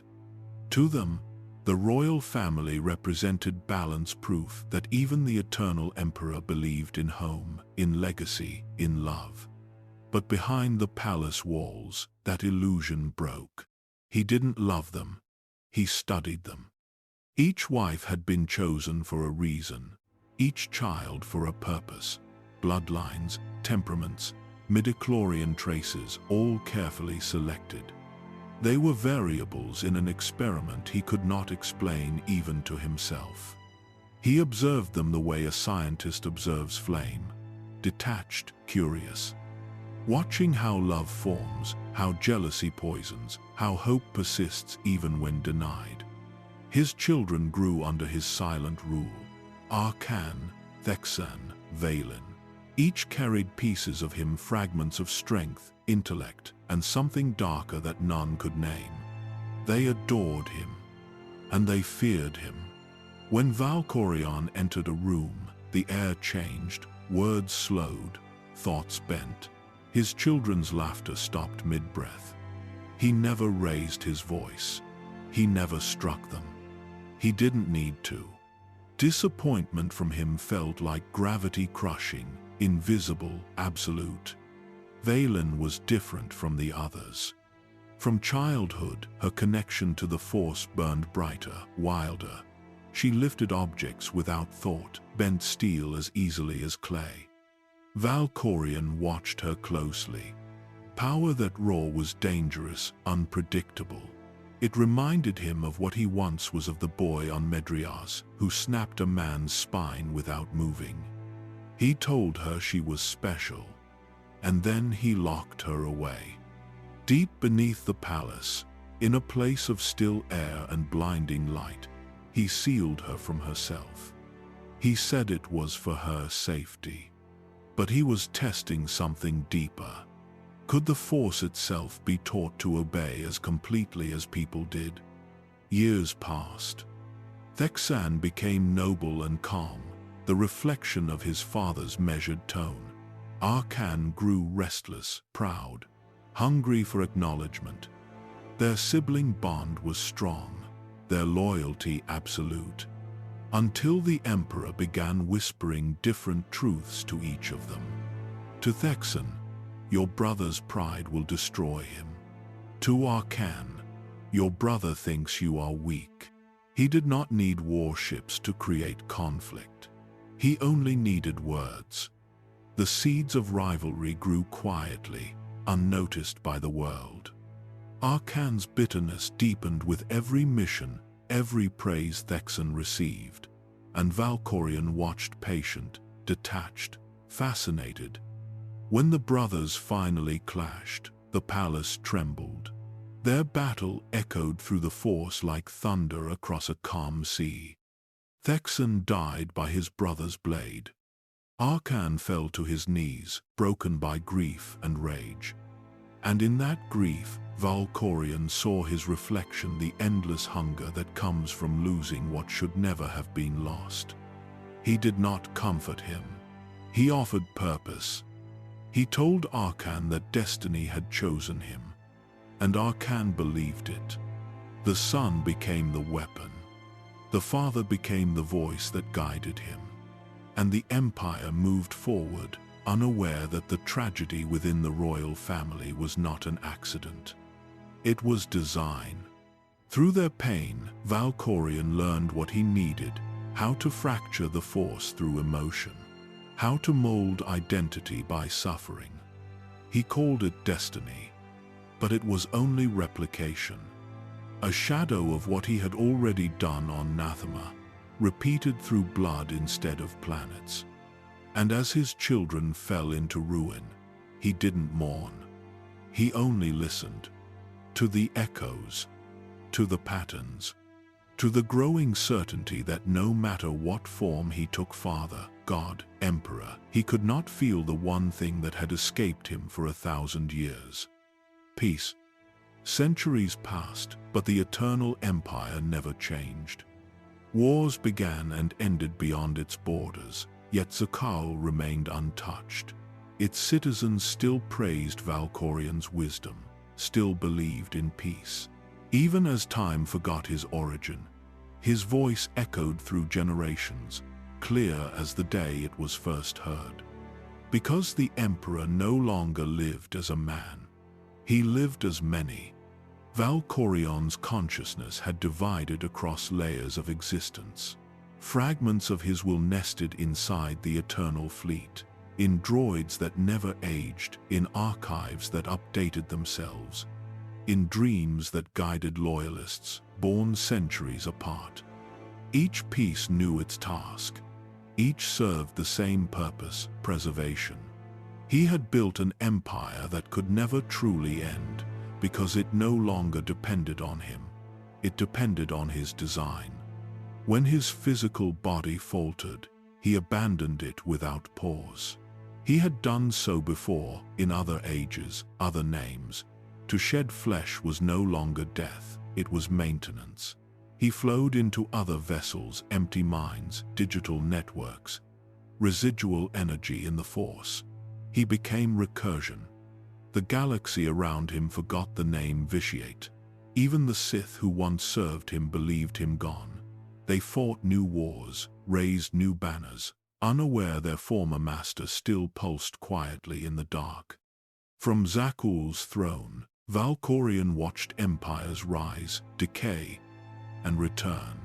The Jedi rebuilt and fell again. The Republic renewed itself only to repeat the same mistakes. Every century confirmed what he already knew. Sentient life was incapable of permanence. And so, he created it. The Eternal Empire was his answer to mortality, not of body, but of civilization. It functioned without chaos, without emotion, without failure. Its fleets moved in silent unity. Its rulers changed, but the will behind them remained the same. He called it order. But in truth, it was stagnation made perfect. His children had become echoes of his early experiment. Arcan, hardened by guilt. Valen, fractured by control. Each believed they ruled by destiny.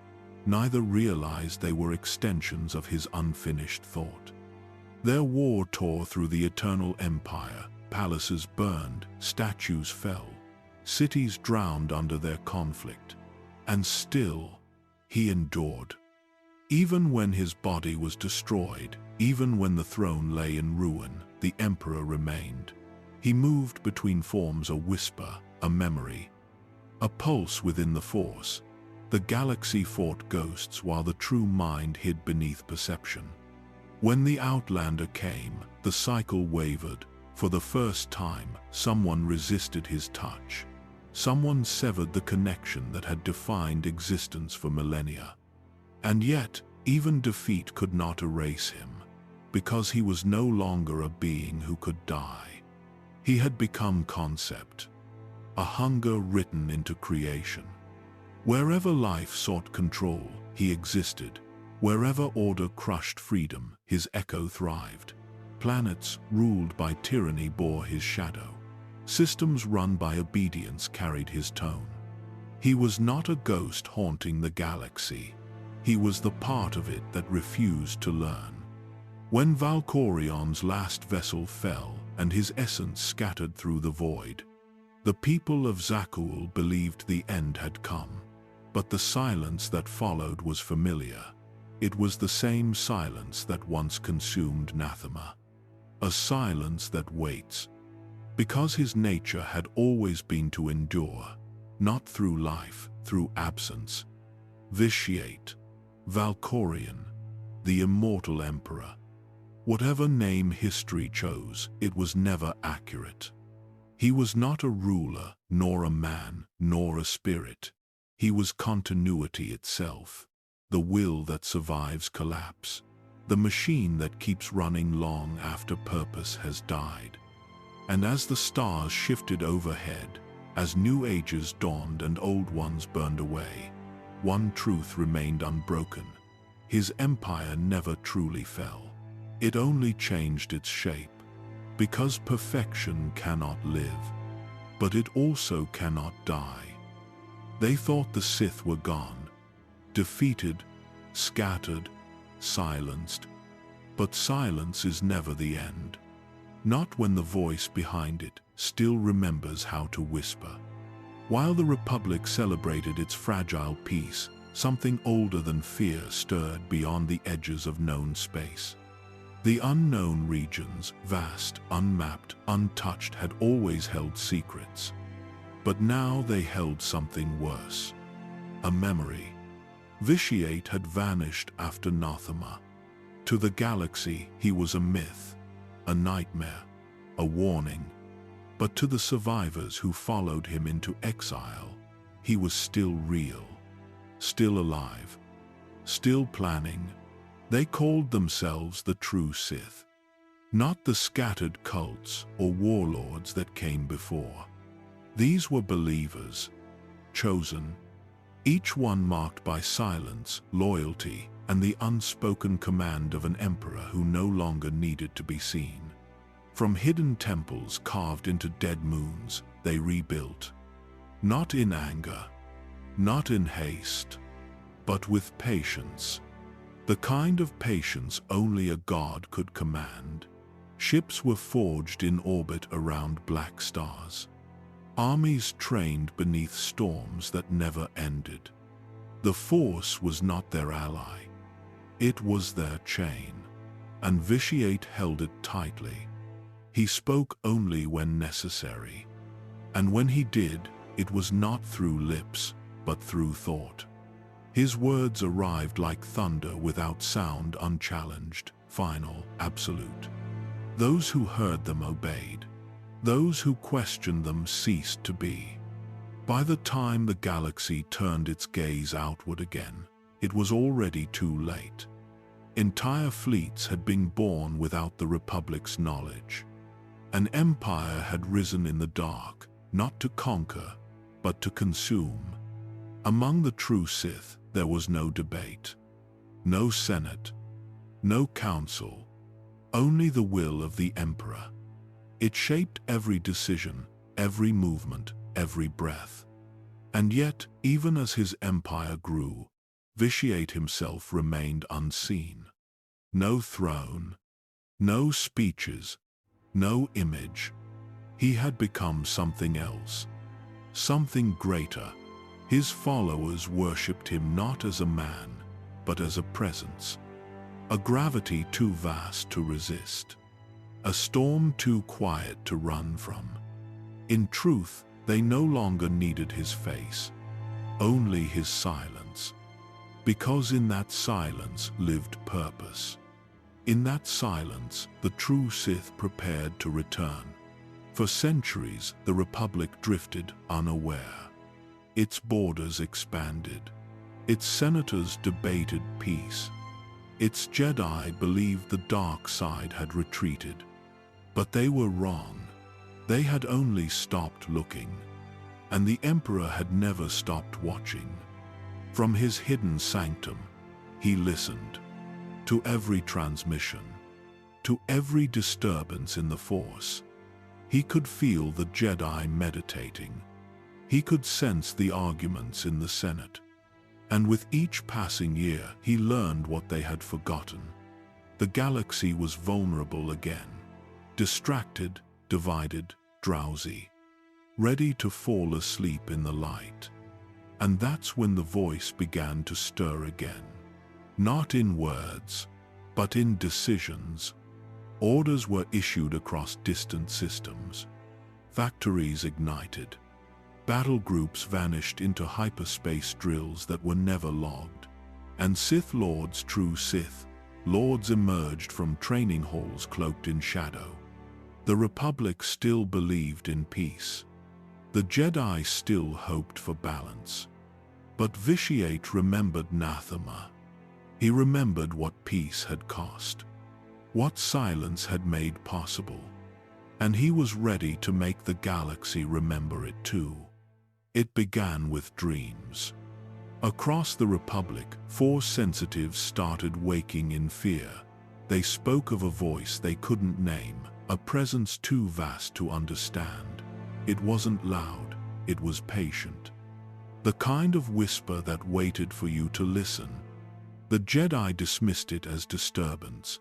The war was long over, the Sith were gone. Yet even in the temples, meditation grew harder. The Force felt slower, heavier.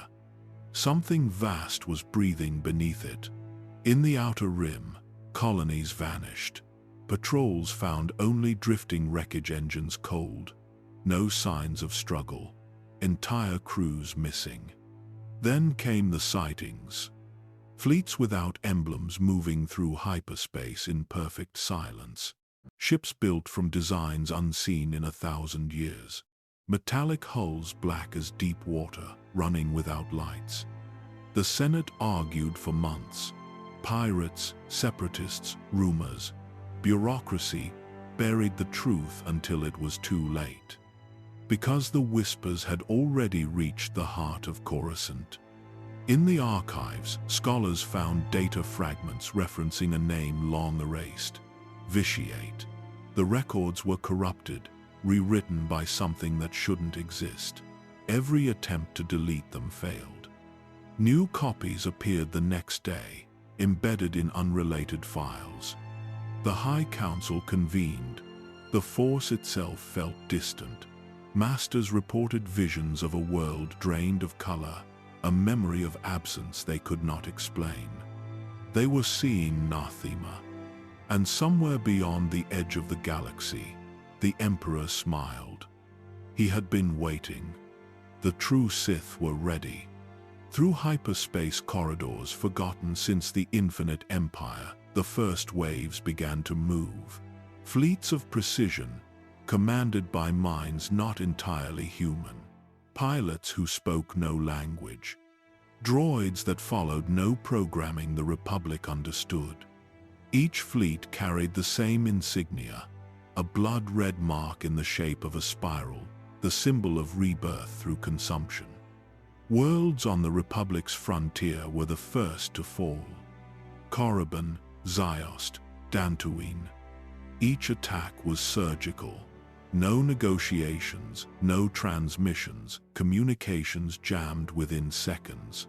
Defenses neutralized before alarms could sound. When Republic reinforcements arrived, the enemy was already gone, leaving only silence and ash. But they had taken something worse than territory. They had taken presence. The force around those systems felt thin, like air without oxygen. Jedi who traveled there, returned changed, quiet, unfocused, unable to meditate. Some never returned at all. Whispers followed them, voices behind walls, shadows at the edge of vision. The Emperor's reach had grown. He didn't command his followers through orders or strategy. He guided them the way gravity guides planets invisibly, absolutely. Every Sith Lord believed themselves independent, yet every decision traced back to him. The Republic tried to name the threat, but language failed. You can't name what hides inside your thoughts. And then, one night, the dreams stopped. The silence that followed was worse. Entire sectors went dark, hyperlanes collapsed under coordinated attacks. Holonet transmissions filled with static. Out of that static came a voice. It spoke in every known language at once. The Sith have returned. The message repeated only once. Then the transmission burned out half the galaxy's relay network. The Republic mobilized. The Jedi prepared for war. But the Emperor didn't want a war. He wanted remembrance. He wanted the galaxy to feel the same dread that once fell over Nathema, the knowledge that something had come, not to conquer, but to erase. His fleets vanished again into the dark, leaving behind only ruin. But the whispers didn't fade, because now every mind that had heard his voice carried a fragment of him. And that was enough. There was no warning, no declaration, no terms. Only the silent approach of war. The Sith Empire returned to the galaxy not with a roar, but with a whisper followed by flame. Their fleets emerged from the unknown regions like a wound in space, each vessel crafted in secrecy, each captain a loyal servant to a voice they never questioned. They called him the Emperor, but most had never seen his face. Their loyalty wasn't to a throne, or a flag, or a name. It was to a will, a thought, a whisper that moved through the Force like cold air beneath the skin.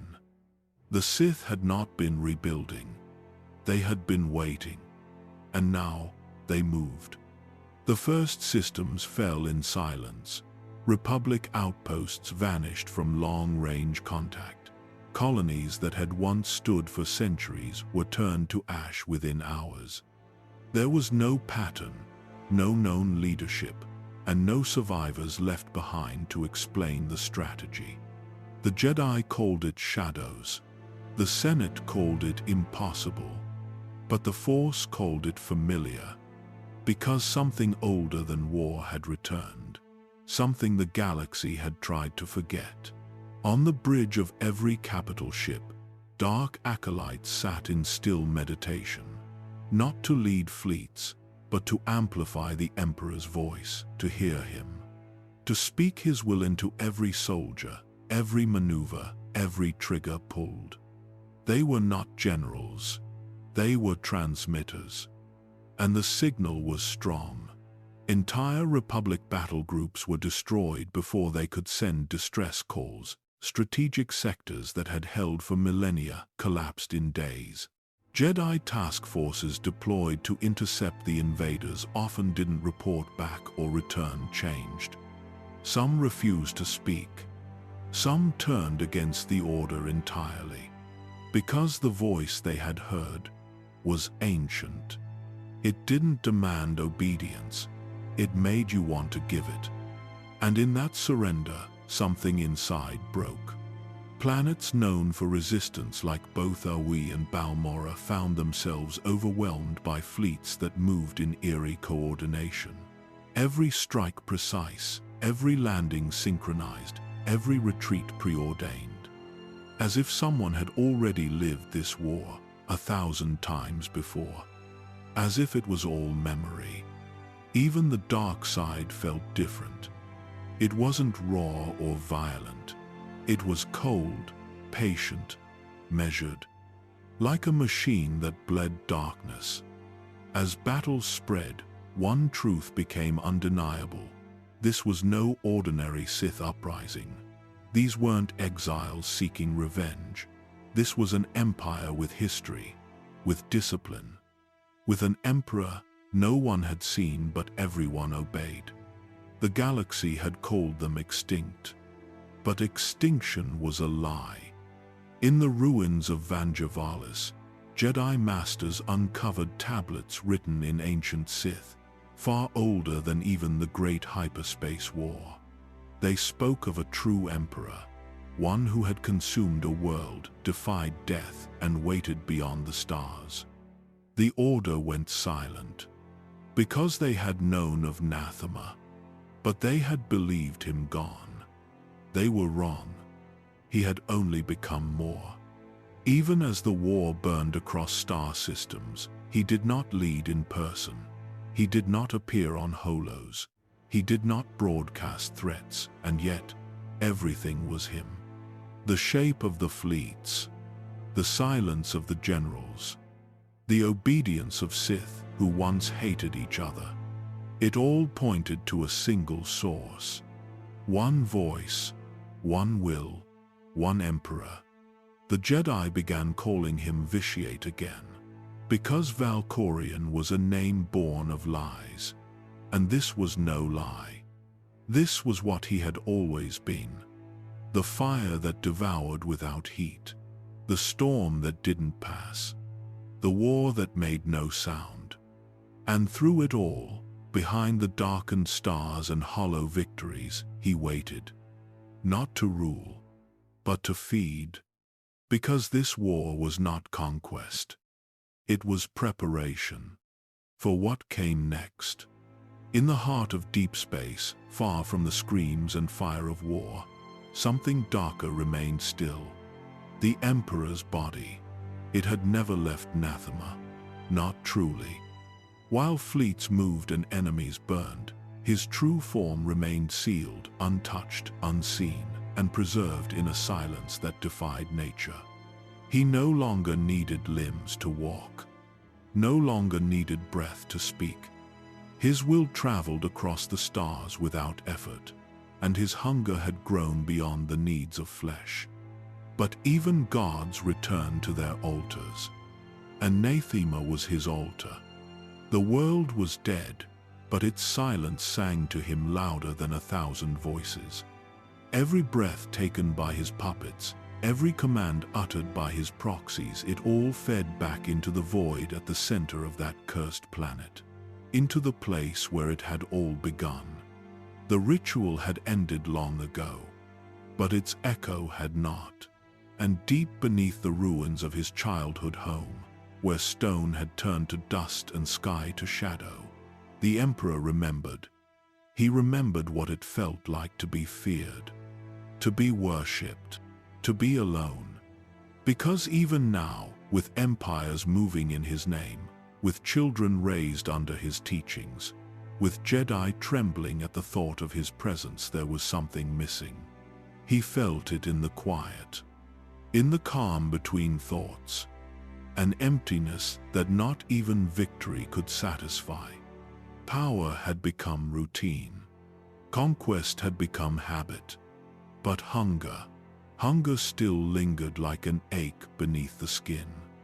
It wasn't just the desire to dominate. It was the need to erase, to wipe the slate of the galaxy clean. Not just for control, but for quiet.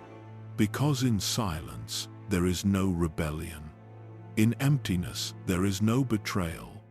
He had learned it through pain. The treachery of Sith apprentices, the foolishness of Jedi ideals, the chaos of life itself. All of it, noise. And he hated the noise. So, he withdrew. Not from power, but from self. He let his voices multiply. Let his masks take form. Let Valkorion rise. Let Vitiate sleep. Because the truth was too monstrous to reveal. If the galaxy knew what he had become, what still breathed beneath Nathema's crust, they would unite. And unity could not be allowed. So he scattered himself, fractured his will. Some parts ruled in arrogance, others whispered in fear.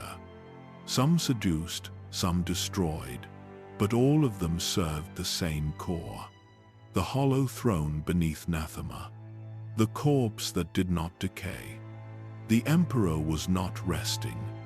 He was distilling, boiling away the distractions, letting the Force move through him without resistance, without conflict, until only one thing remained: purpose. And that purpose was silence. He had not forgotten Revan, had not forgotten the Jedi Knight who dared challenge him, nor the Sith who tried to manipulate him, nor the Wrath who served him without question. They had all failed, not because they lacked strength, but because they misunderstood. They believed in outcomes. He believed in endings, permanent, total, silent. Across the galaxy, the war raged on. But deep within Nathema, time moved differently. The dark side pulsed like a second heartbeat.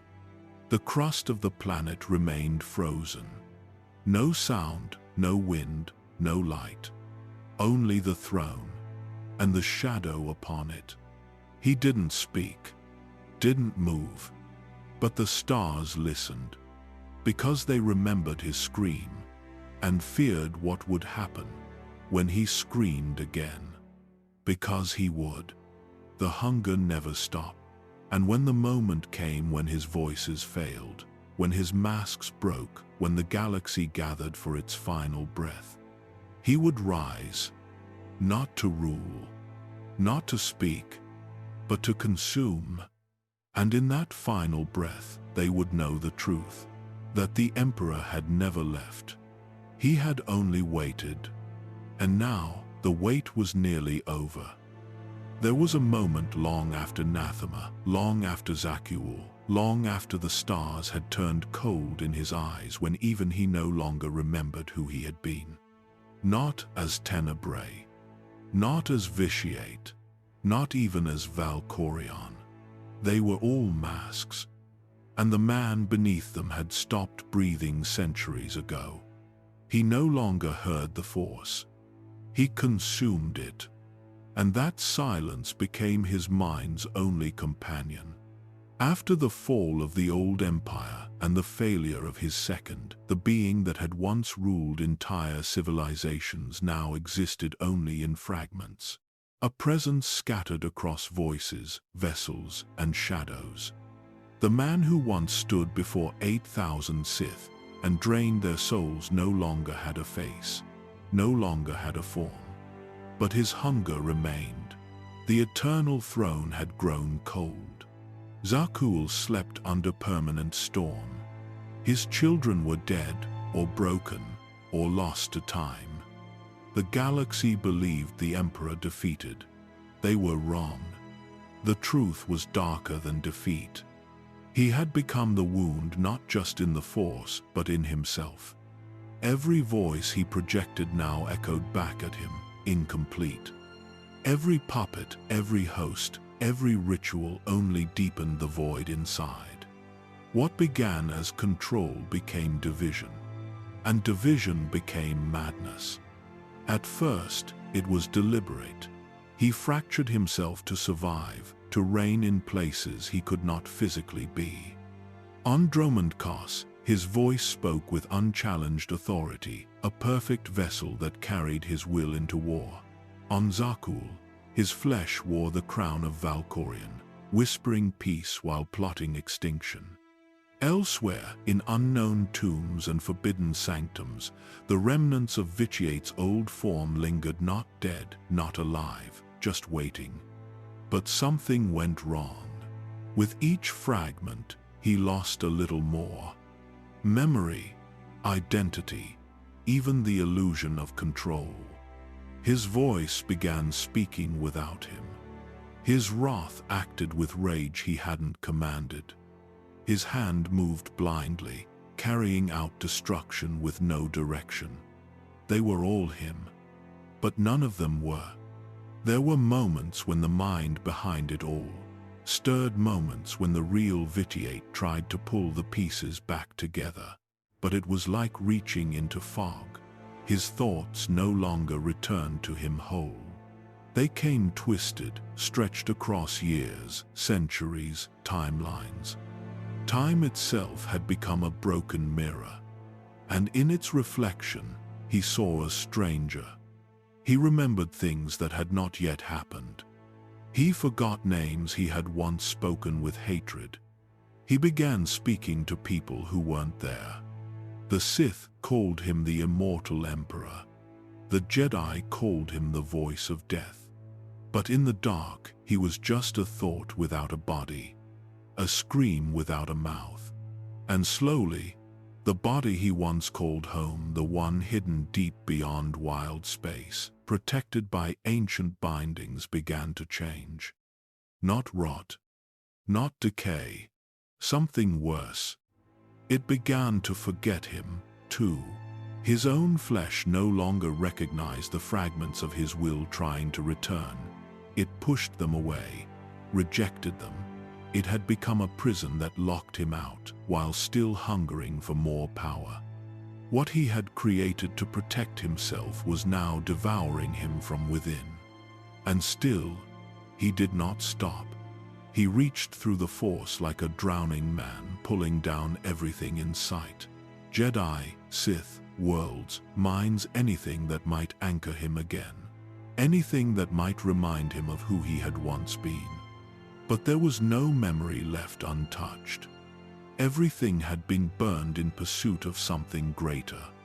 And now, there was no path back. He stood at the edge of what even the Sith feared. Not death, but unbeing. Not the end of life, but the end of self. And in that emptiness, something ancient stirred. Something older than his ambition. Older than the dark side. A hunger that did not serve him, only waited for him to fall. He had stared into the void for so long, and now the void was staring back. There was a time when the Emperor moved in silence, a shadow without shape, a will without face. But silence could not last forever. And when the voices inside him became too many to cage, he did something he had not done in centuries. He created an avatar. It was not a puppet, it was not a mask, it was the wrath. A vessel born from his anger alone, forged from pure dark side power, shaped into a living weapon. This was not a man pretending to serve the Emperor. It was the Emperor's fury itself, walking the galaxy in flesh and armor. The Wrath had no name, no past, no future, only a purpose. Wherever betrayal stirred, the Wrath appeared. Wherever Jedi defied, the Wrath struck. He did not speak, he judged. His lightsaber was judgment. His silence was sentence. Entire families vanished at his arrival. Entire cities bent the knee before he raised a hand. But this was not control. It was desperation. Vitiate had split his will again, giving the Wrath the part of him that could no longer rest the pain, the paranoia, the rage. And with each act of execution, the Wrath fed those pieces. He became stronger, more defined, less tethered. There were moments when the Wrath acted before being commanded. Moments when he arrived without being sent. The Emperor did not punish him. Because deep down, he knew it wasn't defiance, it was instinct. His own buried instinct, clawing its way back to the surface. And yet, the more he fed the Wrath, the more he lost elsewhere. Other fragments began to take shape. Some were whispers in the Force. Others were hidden agents, operating under his gaze, but speaking in his tone. 1,000 eyes watched the stars. 1,000 ears listened for betrayal. 1,000 mouths whispered in courtrooms, temples, and battlefields, all claiming to speak for the Emperor. But none of them remembered why. Vitiate's command remained law, but the man who had once enslaved a planet now struggled to recall what he wanted. He still felt hunger, yes, still longed to feed, but the path was no longer clear. Nathema had stripped him of humanity, but it had also unanchored his will. The voices fought over meaning, over direction, over memory. The Wrath became more violent. The galaxy called him the Emperor's executioner. They feared him, but they did not understand him, because he did not understand himself. He killed without pause, without mercy, without reason beyond the will that pulsed inside him. And that will, once absolute, had become unstable. Some Sith believed the Wrath was a myth. Others believed he was a punishment for heresy. They did not see the truth, that the Wrath was a wound, a symptom, proof that Vitiate, the immortal God King of the Sith, was unraveling. He still ruled, still controlled empires with a thought, still reached across systems with his voice, but cracks formed in the foundation. Some orders contradicted others. Some agents received conflicting commands. Entire missions were launched and recalled in the same breath. The Emperor's council whispered about confusion. Then they stopped whispering, because the Wrath started listening. Vitiate responded with silence. He did not explain, did not reassure. He simply created more voices. The voice, the official mouth of the Emperor, was chosen next. Another vessel, another fracture. A perfect host who could speak the Emperor's will to the galaxy while the original remained hidden. And in that host, Vitiate poured another piece of himself. A calmer piece, a rational tone, a diplomatic mask. But the mask had its own thoughts. Just like the Wrath had its own instincts, just like the others were beginning to grow too strong to contain. The more Vitiate tried to stretch himself across time and space, the more he lost track of who he was. There were days he awoke as the Wrath, blades drawn. Other days as the voice, surrounded by courtiers. And on darker days, he awoke in silence in a body that no longer felt like his. Remembering places he had never been. Remembering lives he had never lived. The Force itself began to resist him. What had once flowed through him like a river now recoiled like a tide. Jedi meditated and found shadows in the current. Sith rituals failed without warning. The galaxy began to sense it. that something ancient and wrong had fractured in the heart of their greatest enemy. But they could not name it. Because how do you name a mind that has devoured itself? The Emperor had ruled as Vitiate.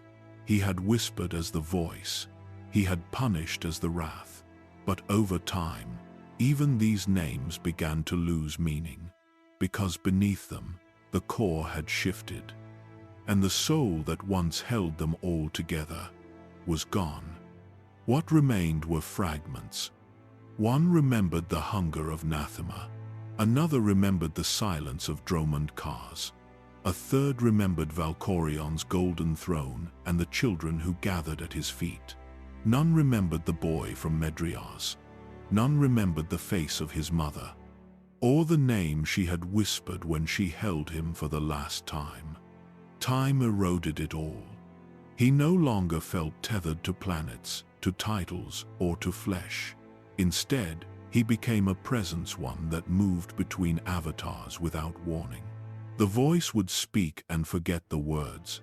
The wrath would kill and forget the faces. The father would listen and forget the questions. He existed across galaxies. He walked through temples and battlefields at the same time. He saw Sith betray each other and felt nothing. He watched Jedi die in defense of peace and felt no joy. There was no triumph, no defeat, no goal. Only movement. Forward, always forward. As if chasing something he had long forgotten how to name. His children could feel it. Arcan, Thexan, Valen. Each had been born under different skies, raised with different teachings, but each had been touched by his power. Each had felt the pressure of his gaze. And each, in their own way, tried to understand him. But there was nothing to understand. Because the man they called father was no longer a father. He did not love. He did not punish. He simply watched, measured, corrected. When Thexan fell, he did not mourn. When Arcan turned, he did not rage. When Valen broke, he did not grieve. He only adjusted. As if shifting pieces on a board he no longer remembered setting. His followers called him wise, eternal, divine. But in truth, he had forgotten why he ruled, forgotten what it meant to create or destroy. His orders became riddles. His silences became more terrifying than his commands. And still, they obeyed. Because how do you rebel against something that is not alive? The Jedi felt it in the Force. A weight that pressed against their visions. A distortion that twisted prophecy and blocked truth.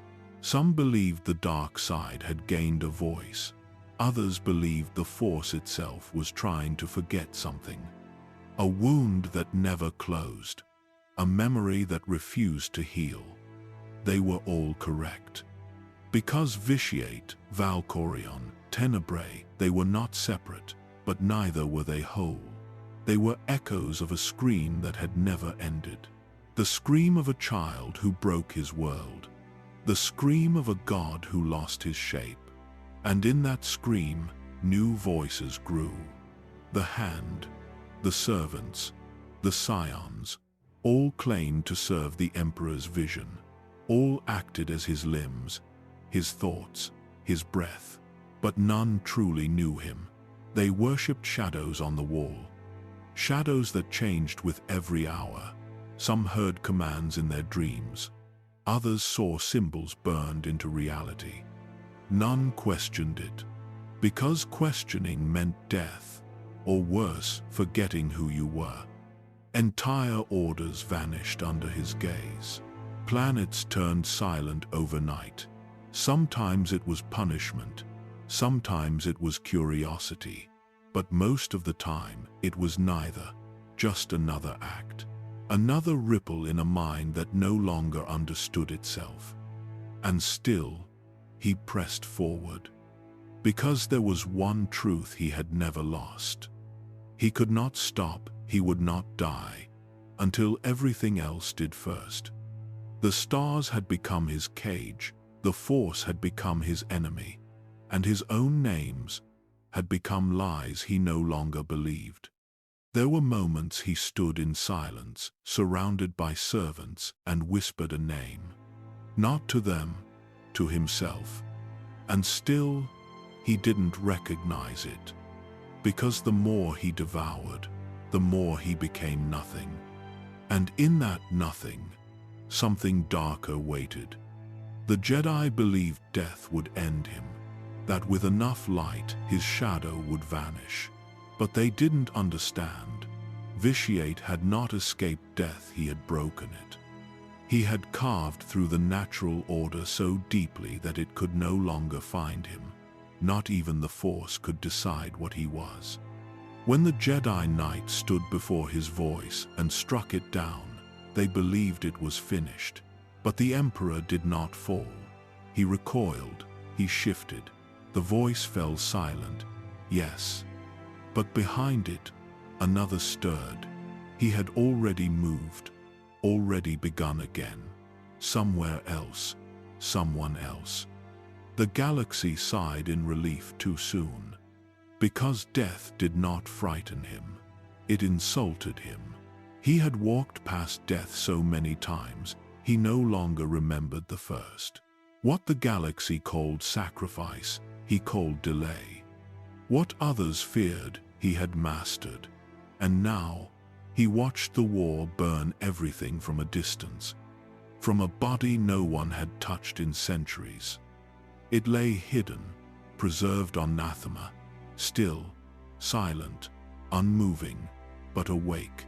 Somewhere in the deep layers of his mind, that body waited, not dreaming, not planning, just waiting.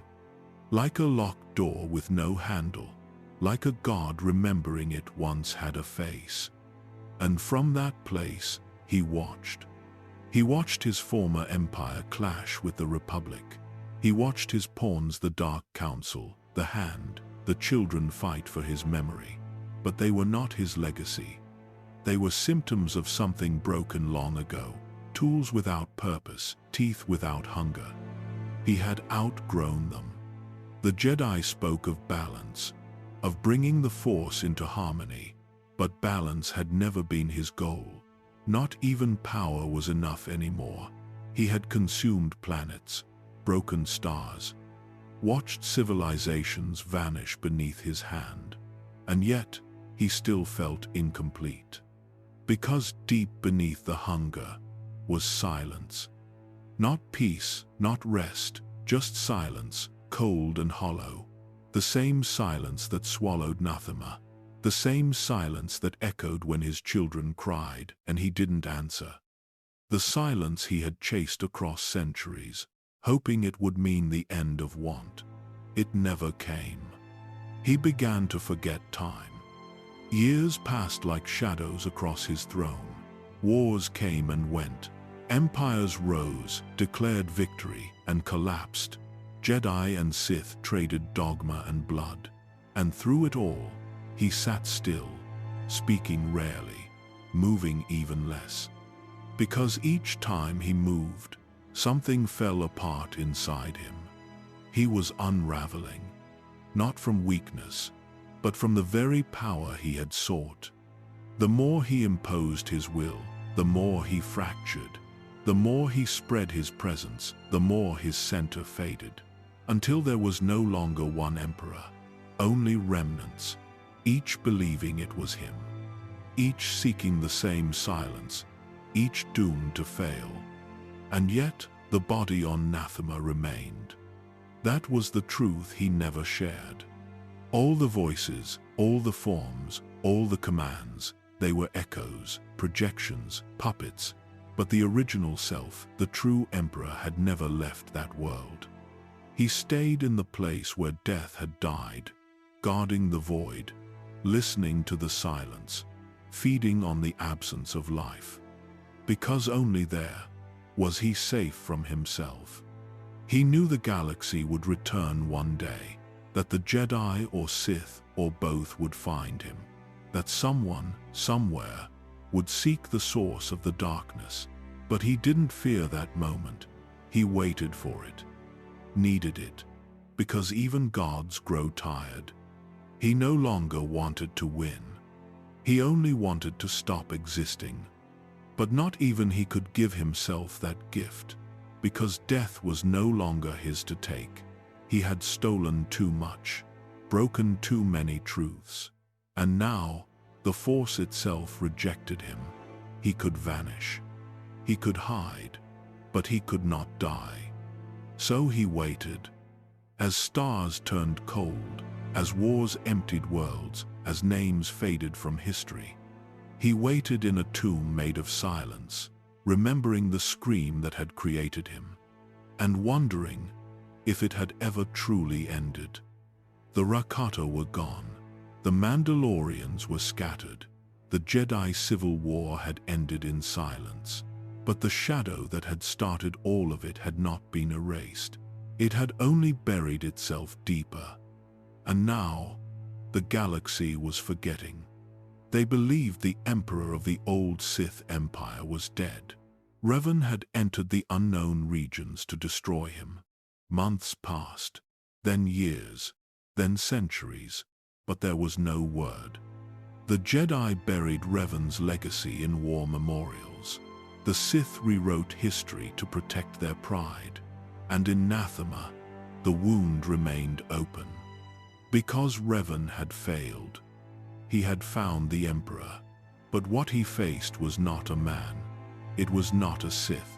It was not a being that could be killed in one lifetime. The moment Revan stood before him, he realized the truth.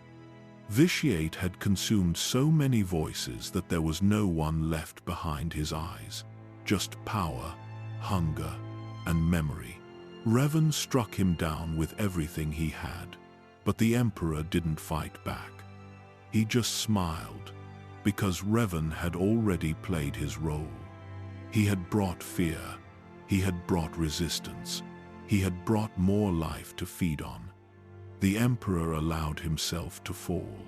His body died, but he didn't need it anymore. He had learned what Revan never did, that the Force had no borders, that the mind could live beyond the skin, that if he scattered his presence deep enough, he could live again and again. Revan returned changed. Half of him wanted to resist, the other half wanted to serve. Neither half remembered peace. For 3 centuries, Revan was kept alive in stasis, his body broken, his thoughts split. He became an echo inside a machine, and still, Vitiate grew stronger. Revan's pain became fuel. His mind became a mirror. 1,000 copies of his memories were pulled apart and sewn into Vitiate's consciousness, until even Revan began to forget who he had been. When the Jedi exile came searching, she found nothing. No war, no ruin, just silence. She believed the darkness had passed. She was wrong. Vitiate had simply changed form. The people of the galaxy believed in history. They thought evil came in battles and left in treaties. But Vitiate was older than war. He didn't need fleets. He didn't need armies. He just needed time. And when enough time had passed, he returned. He wore a new face. He called himself Valkorion, a benevolent ruler of a distant world no one had dared to find. Zakul, a name spoken nowhere in the known galaxy. There, he raised temples of gold.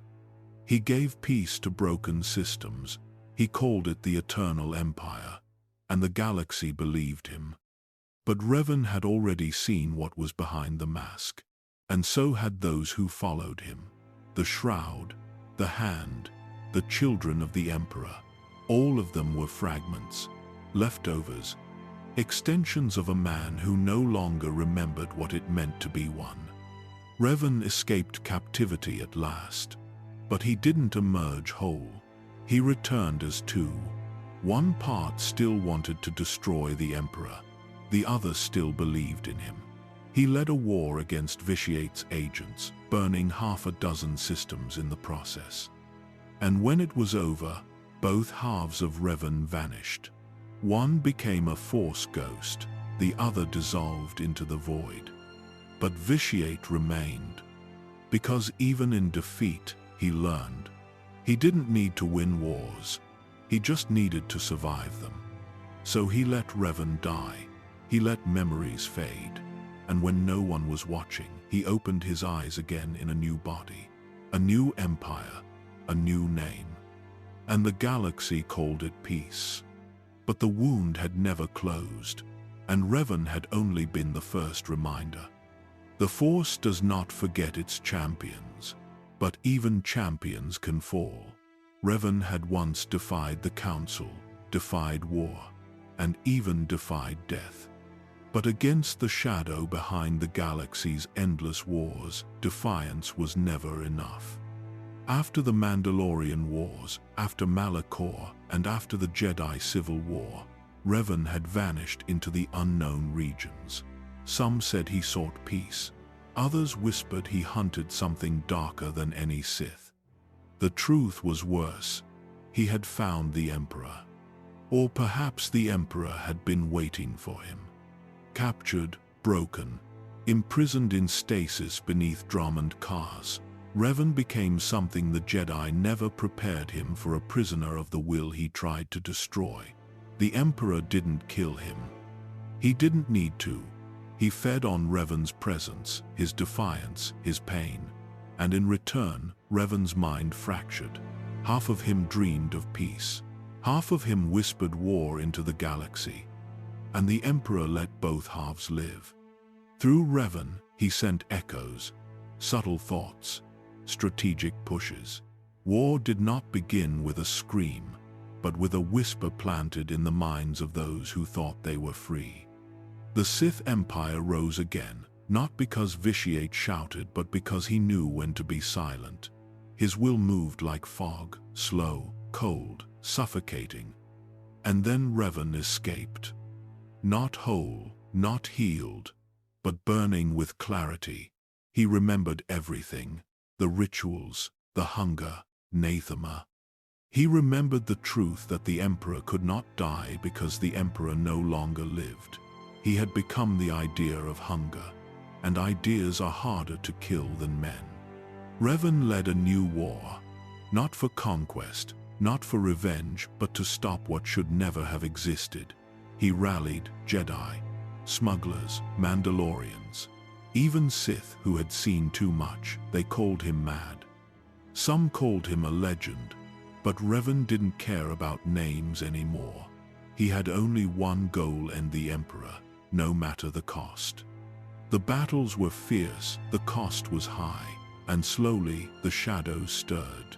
The Emperor, or one of his voices, returned fire. Through pawns, through Sith who thought they acted alone, through soldiers who never asked where their orders came from. Entire fleets moved with one will, not their own. The war became a mirror. Both sides believing they fought for freedom.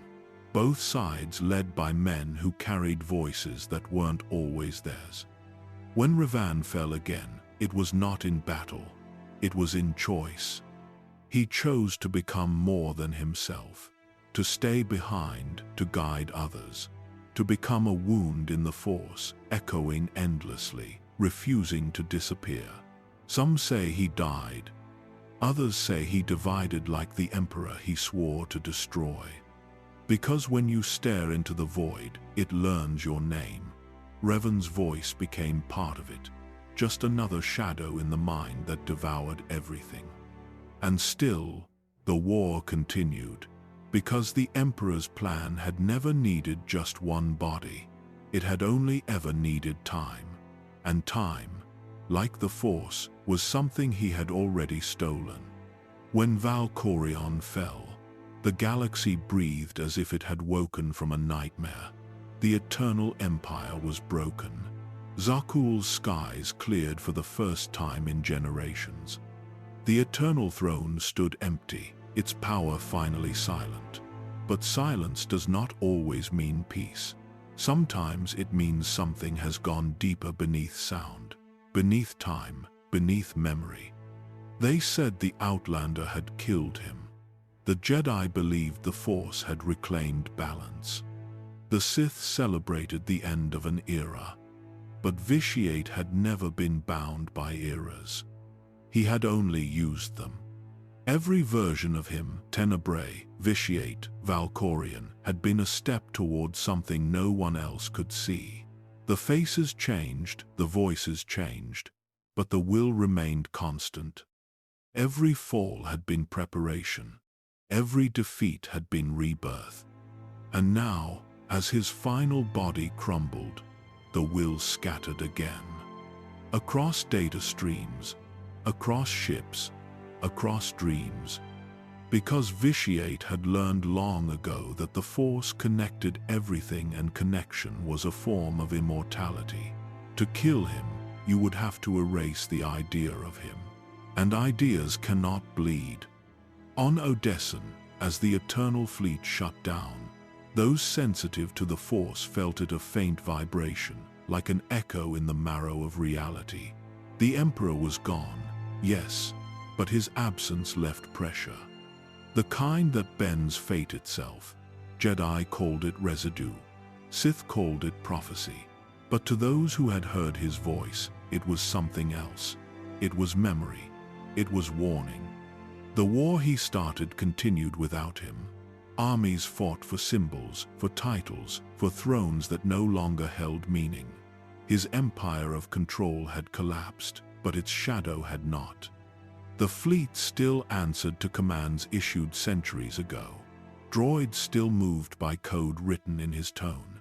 Entire star systems still functioned by laws he had installed, unaware that their creator no longer existed.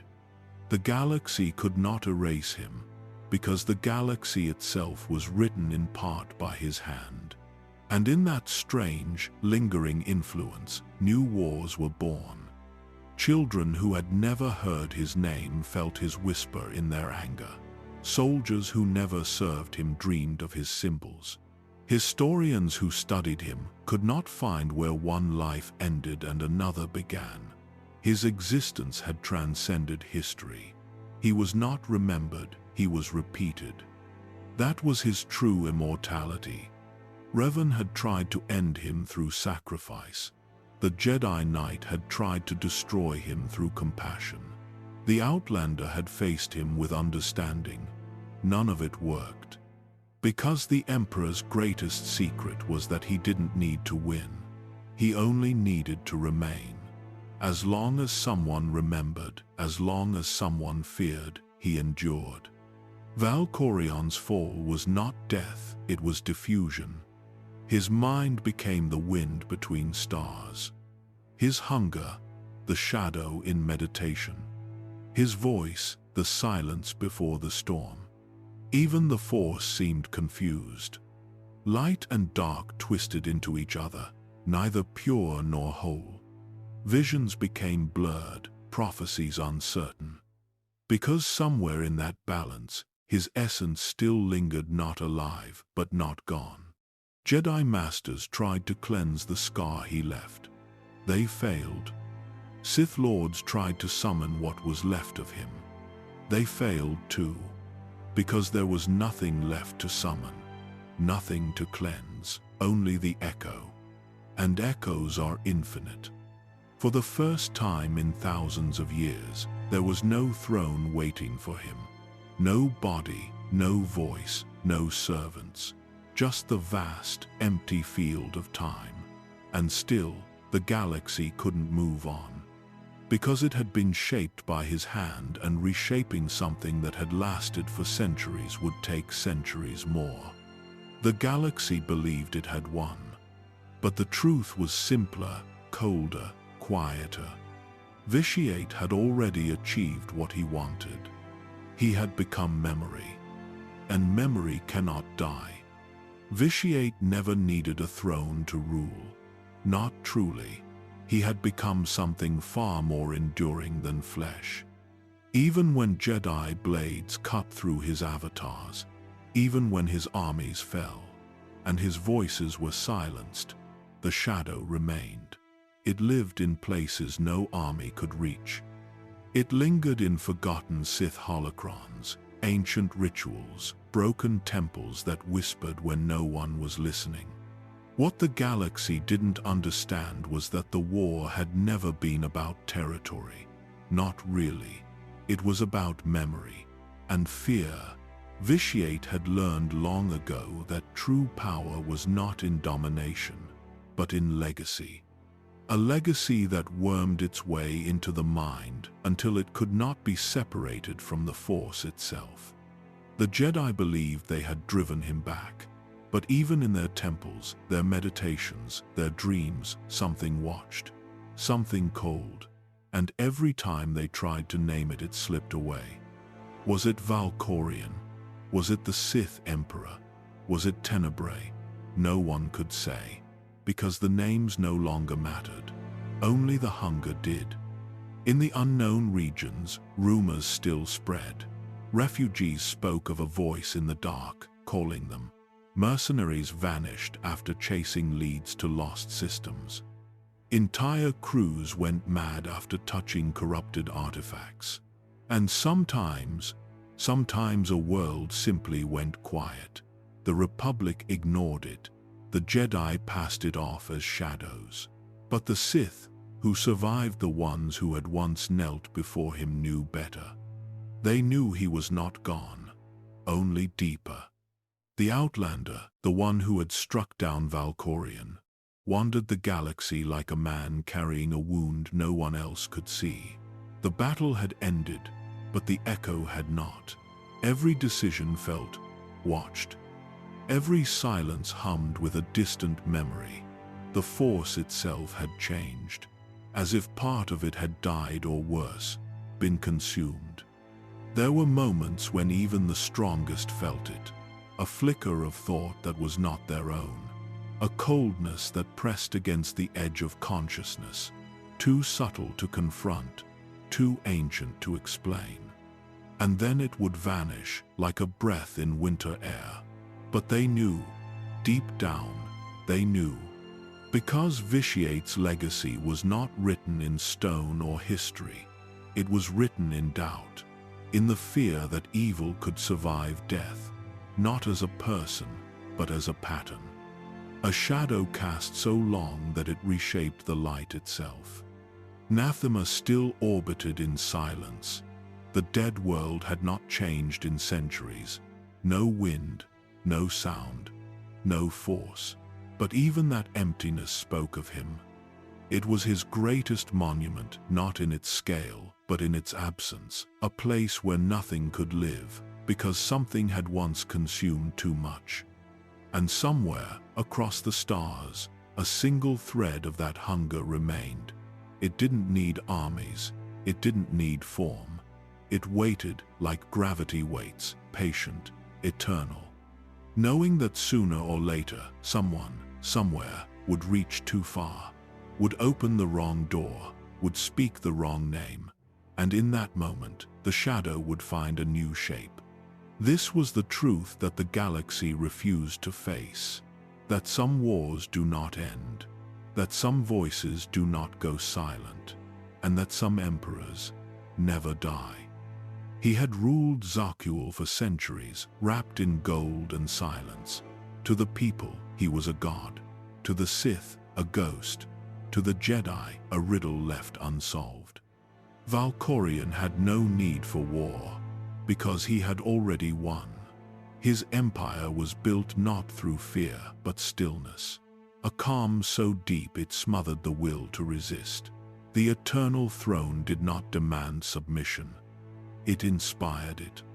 But the silence was a lie. Beneath the elegance, the same hunger stirred. The same voice that had once screamed through Tenebrae, whispered now through Valkorion. Zakuul thrived, yet he remained unchanged, watching, feeding, planning. Every generation brought new subjects, new temples, new statues in his image. But his eyes never softened. And his soul never warmed.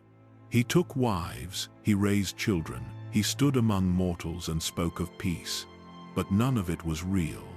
The throne had no mercy, because the man who ruled it had forgotten what mercy was. He sat above the galaxy, untouched by time, a being carved from shadow, pretending to be light. Those closest to him knew the truth. His children Arcan, Thexan, Valen were raised in his image but never in his care. He taught them strength, but never love, power, but never balance. They worshipped him because they were too afraid to hate him. And when that fear broke, so did the illusion. The Eternal Empire's might was unmatched. Droids marched without pause. Fleets moved like clockwork. Entire systems were taken without a shot fired. But the deeper the Empire grew, the more hollow it became. Valkorion's power was not in what he gave, but what he withheld. And eventually, something cracked. Thexan died, Arcan turned, Valen slipped beyond control, and Valkorion did not grieve. Not truly. He only adapted, just as he always had. Because Valkorion was not a man, he was the last face of a monster who had worn many. Tenebrae, Vitiate, the Sith Emperor, all names of the same shadow that had walked through the centuries, tearing pieces from the Force as he passed. The throne of Zakuul had only ever been another shell. And that shell began to rot. When the Outlander arrived a prisoner at first, then a symbol, the Empire felt its first tremor. Valkorion did not fear the Outlander. He welcomed him, spoke to him, tested him. Like a sculptor molding clay, he sought to shape this stranger into his final vessel. But the Force had other plans. The Outlander resisted, survived, escaped, and when he rose, he did so not as a conqueror, but as a fracture, one that split Valkorion's perfect empire down the middle. Arcan's war brought fire. Valen's rage brought ruin, and through it all, Valkorion watched, waiting for the moment to return, to claim everything again. But the galaxy was changing. Valkorion had ruled too long, lied too well, and now the lies no longer held. The eternal throne stood, but the man upon it was no longer eternal. His children rose against him. His empire fractured beneath him.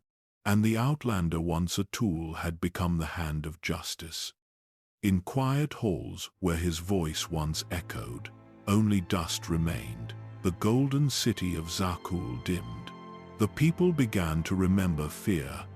And Valkorion, the last illusion of a being that had devoured 1,000 worlds, began to fade. But even in that fading, he did not let go. He whispered still, to his followers, to his enemies, to the Force itself. The Emperor, who had become a god, could not accept death, and the throne he forged waited still. They had been born into a lie, raised in temples of steel, with the stars above and silence below. Arcan, Thexan, and Valen, children carved from power, shaped not by love but by the cold presence of Valkorion. He did not speak to them as a father, he spoke as a ruler. And from the first breath, they were taught not to feel, only to obey. Thexan was the first to dream, not of conquest but of peace. He carried the honor of a knight, even as he burned worlds under his father's command. In his eyes, the eternal fleet was not a weapon, it was a shield, a way to end suffering, not to expand it. But he stood alone in that dream, because Arcan only knew shadows. Jealousy crept into his heart, unspoken but sharp. Each mission completed by Thexan was a reminder, each victory a wound.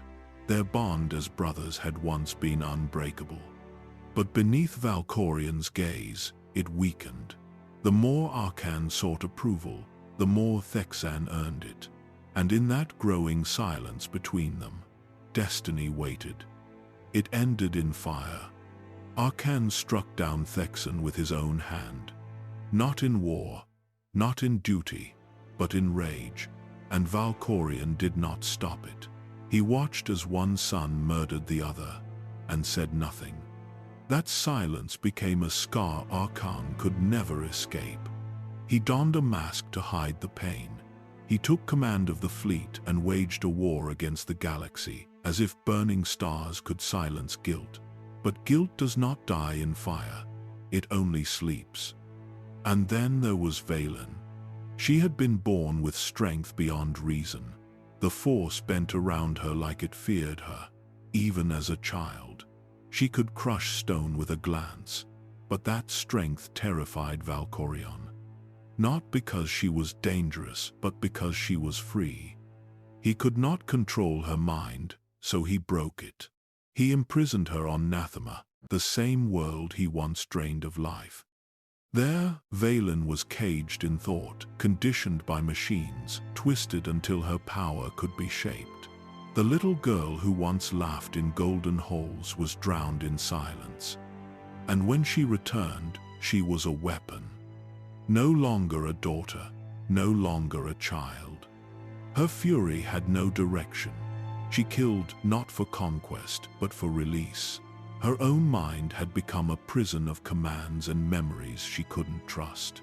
She feared no one, not Arkan, not the Outlander, not even death. And for a time, Valkorion thought her useful. But monsters born in cages do not stay tame forever. As Arkan's empire faltered and Vaylin's madness deepened, Valkorion withdrew. He whispered into the mind of the Outlander, calling him champion, calling him worthy. His children were breaking. His empire was crumbling. And so, he looked for a new vessel. But the galaxy had seen too many masks. Arkan fell not in battle, but in surrender.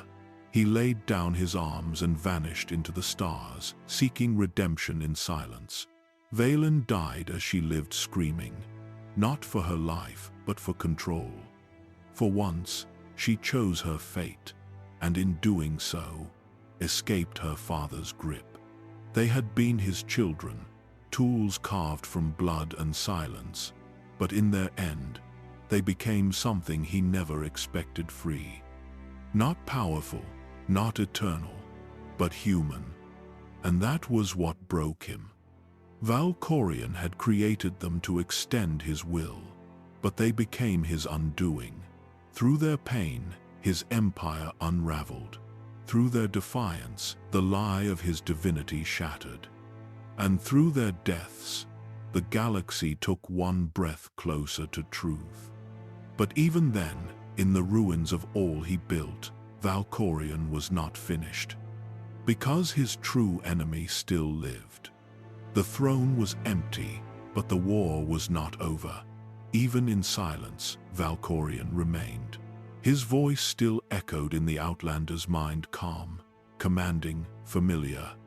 It wasn't just power the Emperor left behind.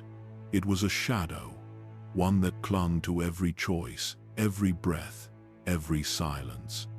The Outlander had fought Valkorion across lifetimes, through Revan's despair, through the Jedi's fear, through the dark corridors of the Eternal Throne. But none of that prepared him for what came next. Because now, the voice called him heir. Not enemy, not rival, not slave, heir. It was a lie, wrapped in flattery. But lies from gods do not fall easily. Valkorion offered him control, not as a tyrant, but as a savior. Peace through will, order through dominance. A throne not of blood, but of balance. The Outlander refused, not because he was certain, but because he remembered. He remembered Zakuul's cities turned quiet in fear. He remembered Arkan's grief, Vaylin's screams, Thexan's silence. He remembered the millions silenced not by weapons but by obedience. Valkorion had never ruled through war. He ruled through stillness, a stillness so deep it replaced thought, and the Outlander would not become that silence. But breaking the voice meant facing it, Valkorion did not rage, he did not strike, he invited. A final confrontation, deep within the soul they now shared. A place beyond time, beyond the Force. Where Valkorion's many faces vitiate, Tenebrae, the Emperor all stood waiting. There were no armies, no fleets, no blood, just memory. And in that memory, Valkorion showed him everything. Nathema's void, Dromund Kaas under thunder, Zakuul's golden towers before the war, the creation of the Eternal Fleet, the rise of the Dark Council, the fall of every Jedi who thought they understood balance. It was a final gift or a final curse. "You have seen what power can do," Valkorion whispered. "You have seen what peace requires." But the Outlander saw something else. He saw a man who had lost his name, a being who forgot what it meant to be born. Valkorion was not alive. He was hunger without form. And no matter how many empires he built, no matter how many souls he devoured, he was always alone. Because no one ever truly followed him. They obeyed, they feared, they vanished, and now, so would he. In the final moment, the Outlander reached not with power but with truth. "You are not a god," he said, "you're a wound." It was not anger that ended Valkorion. It was clarity. His form broke apart, like dust escaping fire. His voices collapsed inward, not in rage but in silence. And for the first time since Nathema, there was peace. Not victory, not triumph, just peace. The Outlander stood alone. The eternal throne cracked beneath his feet. The fleet powered down. The stars felt brighter, farther. And in that vast quiet, he didn't feel free. He felt tired. Because power doesn't vanish when it ends. It lingers, in fear, in memory, in silence. Valkorion was gone, but the galaxy still remembered. It would take lifetimes to forget. And for the Outlander, forgetting was the one thing he couldn't do. He had carried too many burdens, worn too many names, fought too many wars that began before he was born. And though the war was over, its shadow remained in him, not as a voice, but as a scar. A scar that whispered, "You were not the first, and you won't be the last." The galaxy called it an ending, but endings are a luxury the Force rarely allows. Valkorion was gone, and yet, every corner of the galaxy felt him still. The silence after his fall was not peace. It was absence, and absence has weight. The eternal throne lay empty, surrounded by the ruins of an empire that had once stretched across the stars. Zakuul's golden towers reflected only smoke now. The Eternal Fleet drifted in orbit, leaderless, motionless like ghosts awaiting command. But deep within the currents of the Force, something still moved. A memory, a breath, a whisper. Some said it was impossible that even after all his deaths, Valkorion could not return. But those who had felt his presence knew better. He had never needed a body, never needed form. He had long transcended both. His death was a pause, not an end. Because the Force does not erase what it cannot understand, and Valkorion was never meant to be understood. The Jedi sensed it first. In meditation, they felt a faint distortion, a ripple that refused to fade. The Sith felt it too in their anger, in their rituals, in the corners of their minds where ambition hides. It was not his voice exactly, not words, just an impression, a shadow moving behind thought. The Outlander tried to ignore it, tried to live beyond it. But even far from Zakuul, he felt it linger. In dreams, he saw the throne. In silence, he heard the echo, not temptation memory. Because Valkorion's true victory had never been control, it was persistence. For millennia, he had learned how to remain. Through bodies, through titles, through fear, even through defeat. When his flesh failed, his will endured. When his voice fell silent, the memory of it kept speaking. When history tried to bury him, legends kept him alive. And now, in the quiet aftermath, he had become what he always sought: eternal, not in power, but in remembrance. Nathema remained barren. Dromund Kaas still shrouded in storm. Zakuul's once shining seas were grey and still. Each world that had carried his mark bore the same feeling, as if the life within it feared to speak too loudly, in case it woke something that should not wake again. The galaxy had learned caution, the kind born not of wisdom, but of trauma. And yet, even as the Force moved on, it carried traces of him, a faint tone in every moment of doubt, a whisper in every search for power. A question that every being who touched the dark side eventually asked: what if he was right? What if order required one mind, one will? That question was his legacy. The Jedi would write that Valkorion perished. The Sith would claim his essence was consumed. The historians of Zakuul would reduce him to myth. But the truth was quieter. He did not vanish. He became history itself. A lesson carved into the Force, a warning that power without empathy does not end, it repeats.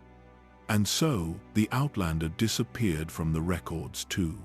No throne claimed, no empire rebuilt. Just a man who walked away from victory because he finally understood what it cost. The galaxy forgot his name, but not the war, because some stories refuse to die, and this was one of them. Far beyond the stars, where the Force folds upon itself, something still stirs. A presence faint as breath, yet colder than the void. It does not speak, it does not reach, it only waits. And when the next seeker of immortality calls into the dark will answer. Because the Emperor who devoured worlds was never buried. He was absorbed, not by the living, but by the Force itself. He was gone, but the galaxy did not feel lighter. When Valkorion's essence was finally torn apart, there was no scream, no thunder, no collapse of stars, just stillness. The kind that follows after something ancient and unnatural has finally left the room. But that stillness did not last. In the dark corners of the galaxy, his voice lingered, not loud, not sharp, but quiet, like something that had never truly learned how to stop speaking. Dromund Kaas, Nathema, Zakuul, even worlds he never touched directly seemed colder after his fall. As if some thread had been pulled from the center of the galaxy, and no one noticed until it frayed everything else. He had ruled through silence, through presence, through fear so deeply rooted it didn't need words. And now, in the ruins of what remained, the fear had no face, only memory. The Outlander did not celebrate. Victory meant little when the enemy had never truly been a man. The final moments of Valkorion weren't a death. They were an unraveling. Like pulling shadows off a wall, only to find they had already seeped into the floor, into the air, into the bones of every Sith who followed him. He was never a throne, never a crown. He was the hunger that chose them, the silence that stared back when they looked inward. And so, long after the final strike, he remained. Not as a ghost, not as a spirit tied to a tomb or relic, but as a question, one no one wanted to answer. How many lives had he stolen just to remember who he was? How many names had he worn until none of them meant anything? Even the Force, vast and unknowable, recoiled from his memory. There were places where light no longer flowed the same, where meditation turned cold, where dreams twisted before waking, not because of what he might return as, but because of what he left behind. There were stories whispered in the old temples about Force sensitives who heard a voice in the silence, not calling them, not offering power, just listening, waiting. A presence behind the veil that never asked to be felt. It was like a wound in the Force that never healed, not screaming, but remembering. Some said it was just fear, that the galaxy had suffered under him for so long, even peace carried his shadow. But others knew better, because it wasn't just fear, it was familiarity. As if part of the universe had grown used to being watched, manipulated, whispered to, controlled. He was gone, but the voice, the stillness, the weight, it was not. Not fully. Not yet. He never built temples in his own name. No grand statues. No chants in the old tongue calling him savior or destroyer. But his silence carved deeper than monuments ever could. In every Sith who came after him, a piece of his logic survived. They didn't need to worship him. They imitated him, not in appearance, but in method. Vitiate had shown them what it meant to erase weakness from the soul, to destroy identity, until only purpose remained.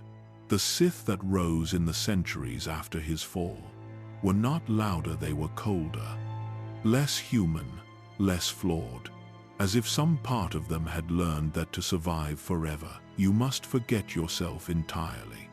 His legacy wasn't an empire, it was a pattern, one that looped again and again. Sith Lords who refused death, who consumed others to extend their lives, who saw the Force not as balance, but as a resource, a thing to mine, to bend, to bleed. Darth Bane studied him in secret. Darth Plagueis feared the echoes he couldn't name. Even Sidious, confident and cruel, followed unknowingly in the same design, craving power without soul, victory without empathy. It wasn't just his philosophy, it was his absence. The silence left a shape, an empty throne in the hearts of future Sith, one they each tried to fill in their own way. But none could match the cold clarity of his hunger, because Vitiate never craved adoration, only permanence. Zakuul fell, Dromund Kaas withered, the Republic rebuilt again and again, but the mark he left was never physical. It was in how the Sith redefined themselves. Less chaos, more control. Less passion, more order, not because they revered him, but because they were shaped by what he taught without teaching. He had proven that to become eternal, one had to become unknowable. 1,000 faces, 1,000 plans, never fully seen, never fully killed. And so they mimicked him. Every Sith holocron locked behind cryptic logic, every apprentice trained to betray their master, every doctrine that taught disconnection before dominance. It all traced back to the man who once drained an entire world and called it evolution.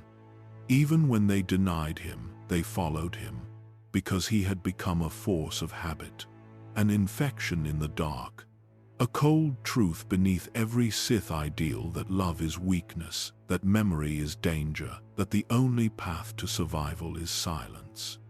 He never gave them hope, only strategy, and they used it, again and again, even as it consumed them too. The Sith feared him, but the Jedi, they never understood him. To them, he was myth, a shadow passed between wars, a name spoken by the corrupted but never faced by the pure.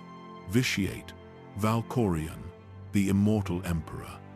They thought they had defeated him 12 times, but the Jedi never saw the whole, only fragments, only rumors, only the consequences of a mind they couldn't track. And still, some of them carried pieces of him unknowingly. Jedi who survived war after war, but grew colder with each piece. Jedi who saw the galaxy not as a place to protect, but as a system to correct. They began to value order over understanding, victory over empathy, not because they turned to the dark, but because they forgot how to feel. That was his final gift, a shadow cast not just over the Sith, but over the Jedi as well. He had erased so much of himself, he became a mirror, and that mirror reflected in both light and dark.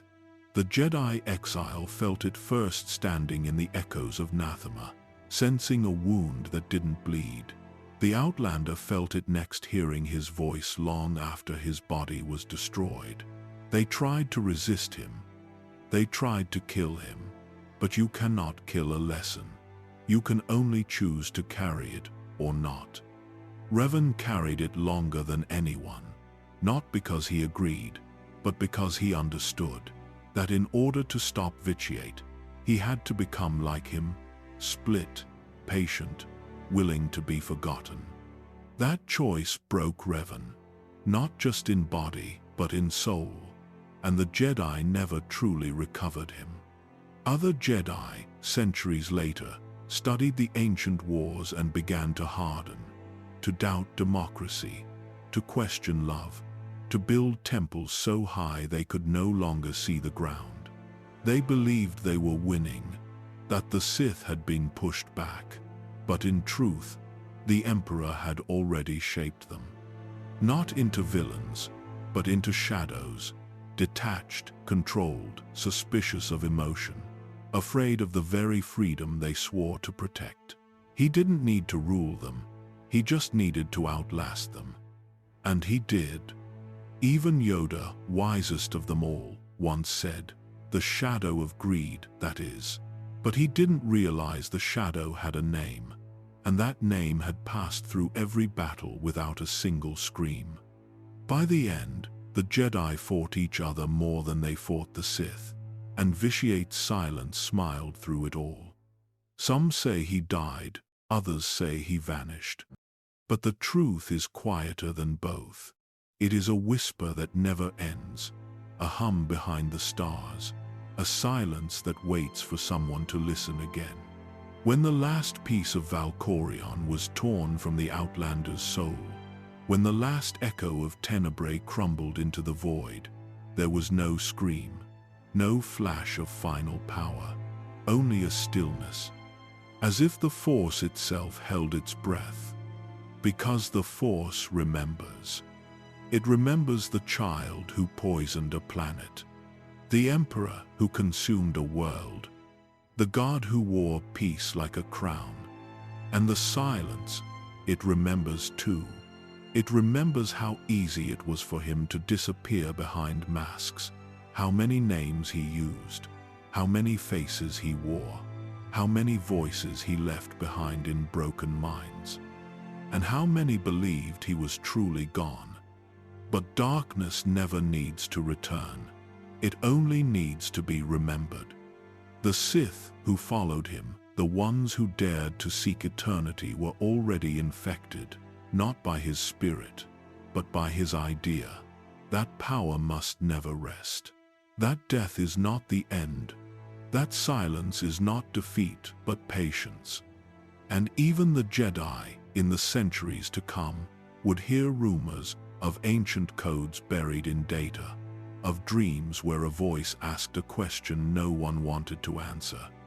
Would you erase yourself to erase pain? The galaxy would forget his name, but not his shadow. On Korriban, the tombs remain still. On Zakuul, the golden statues collect dust.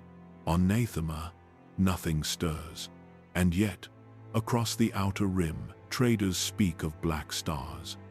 Children wake crying from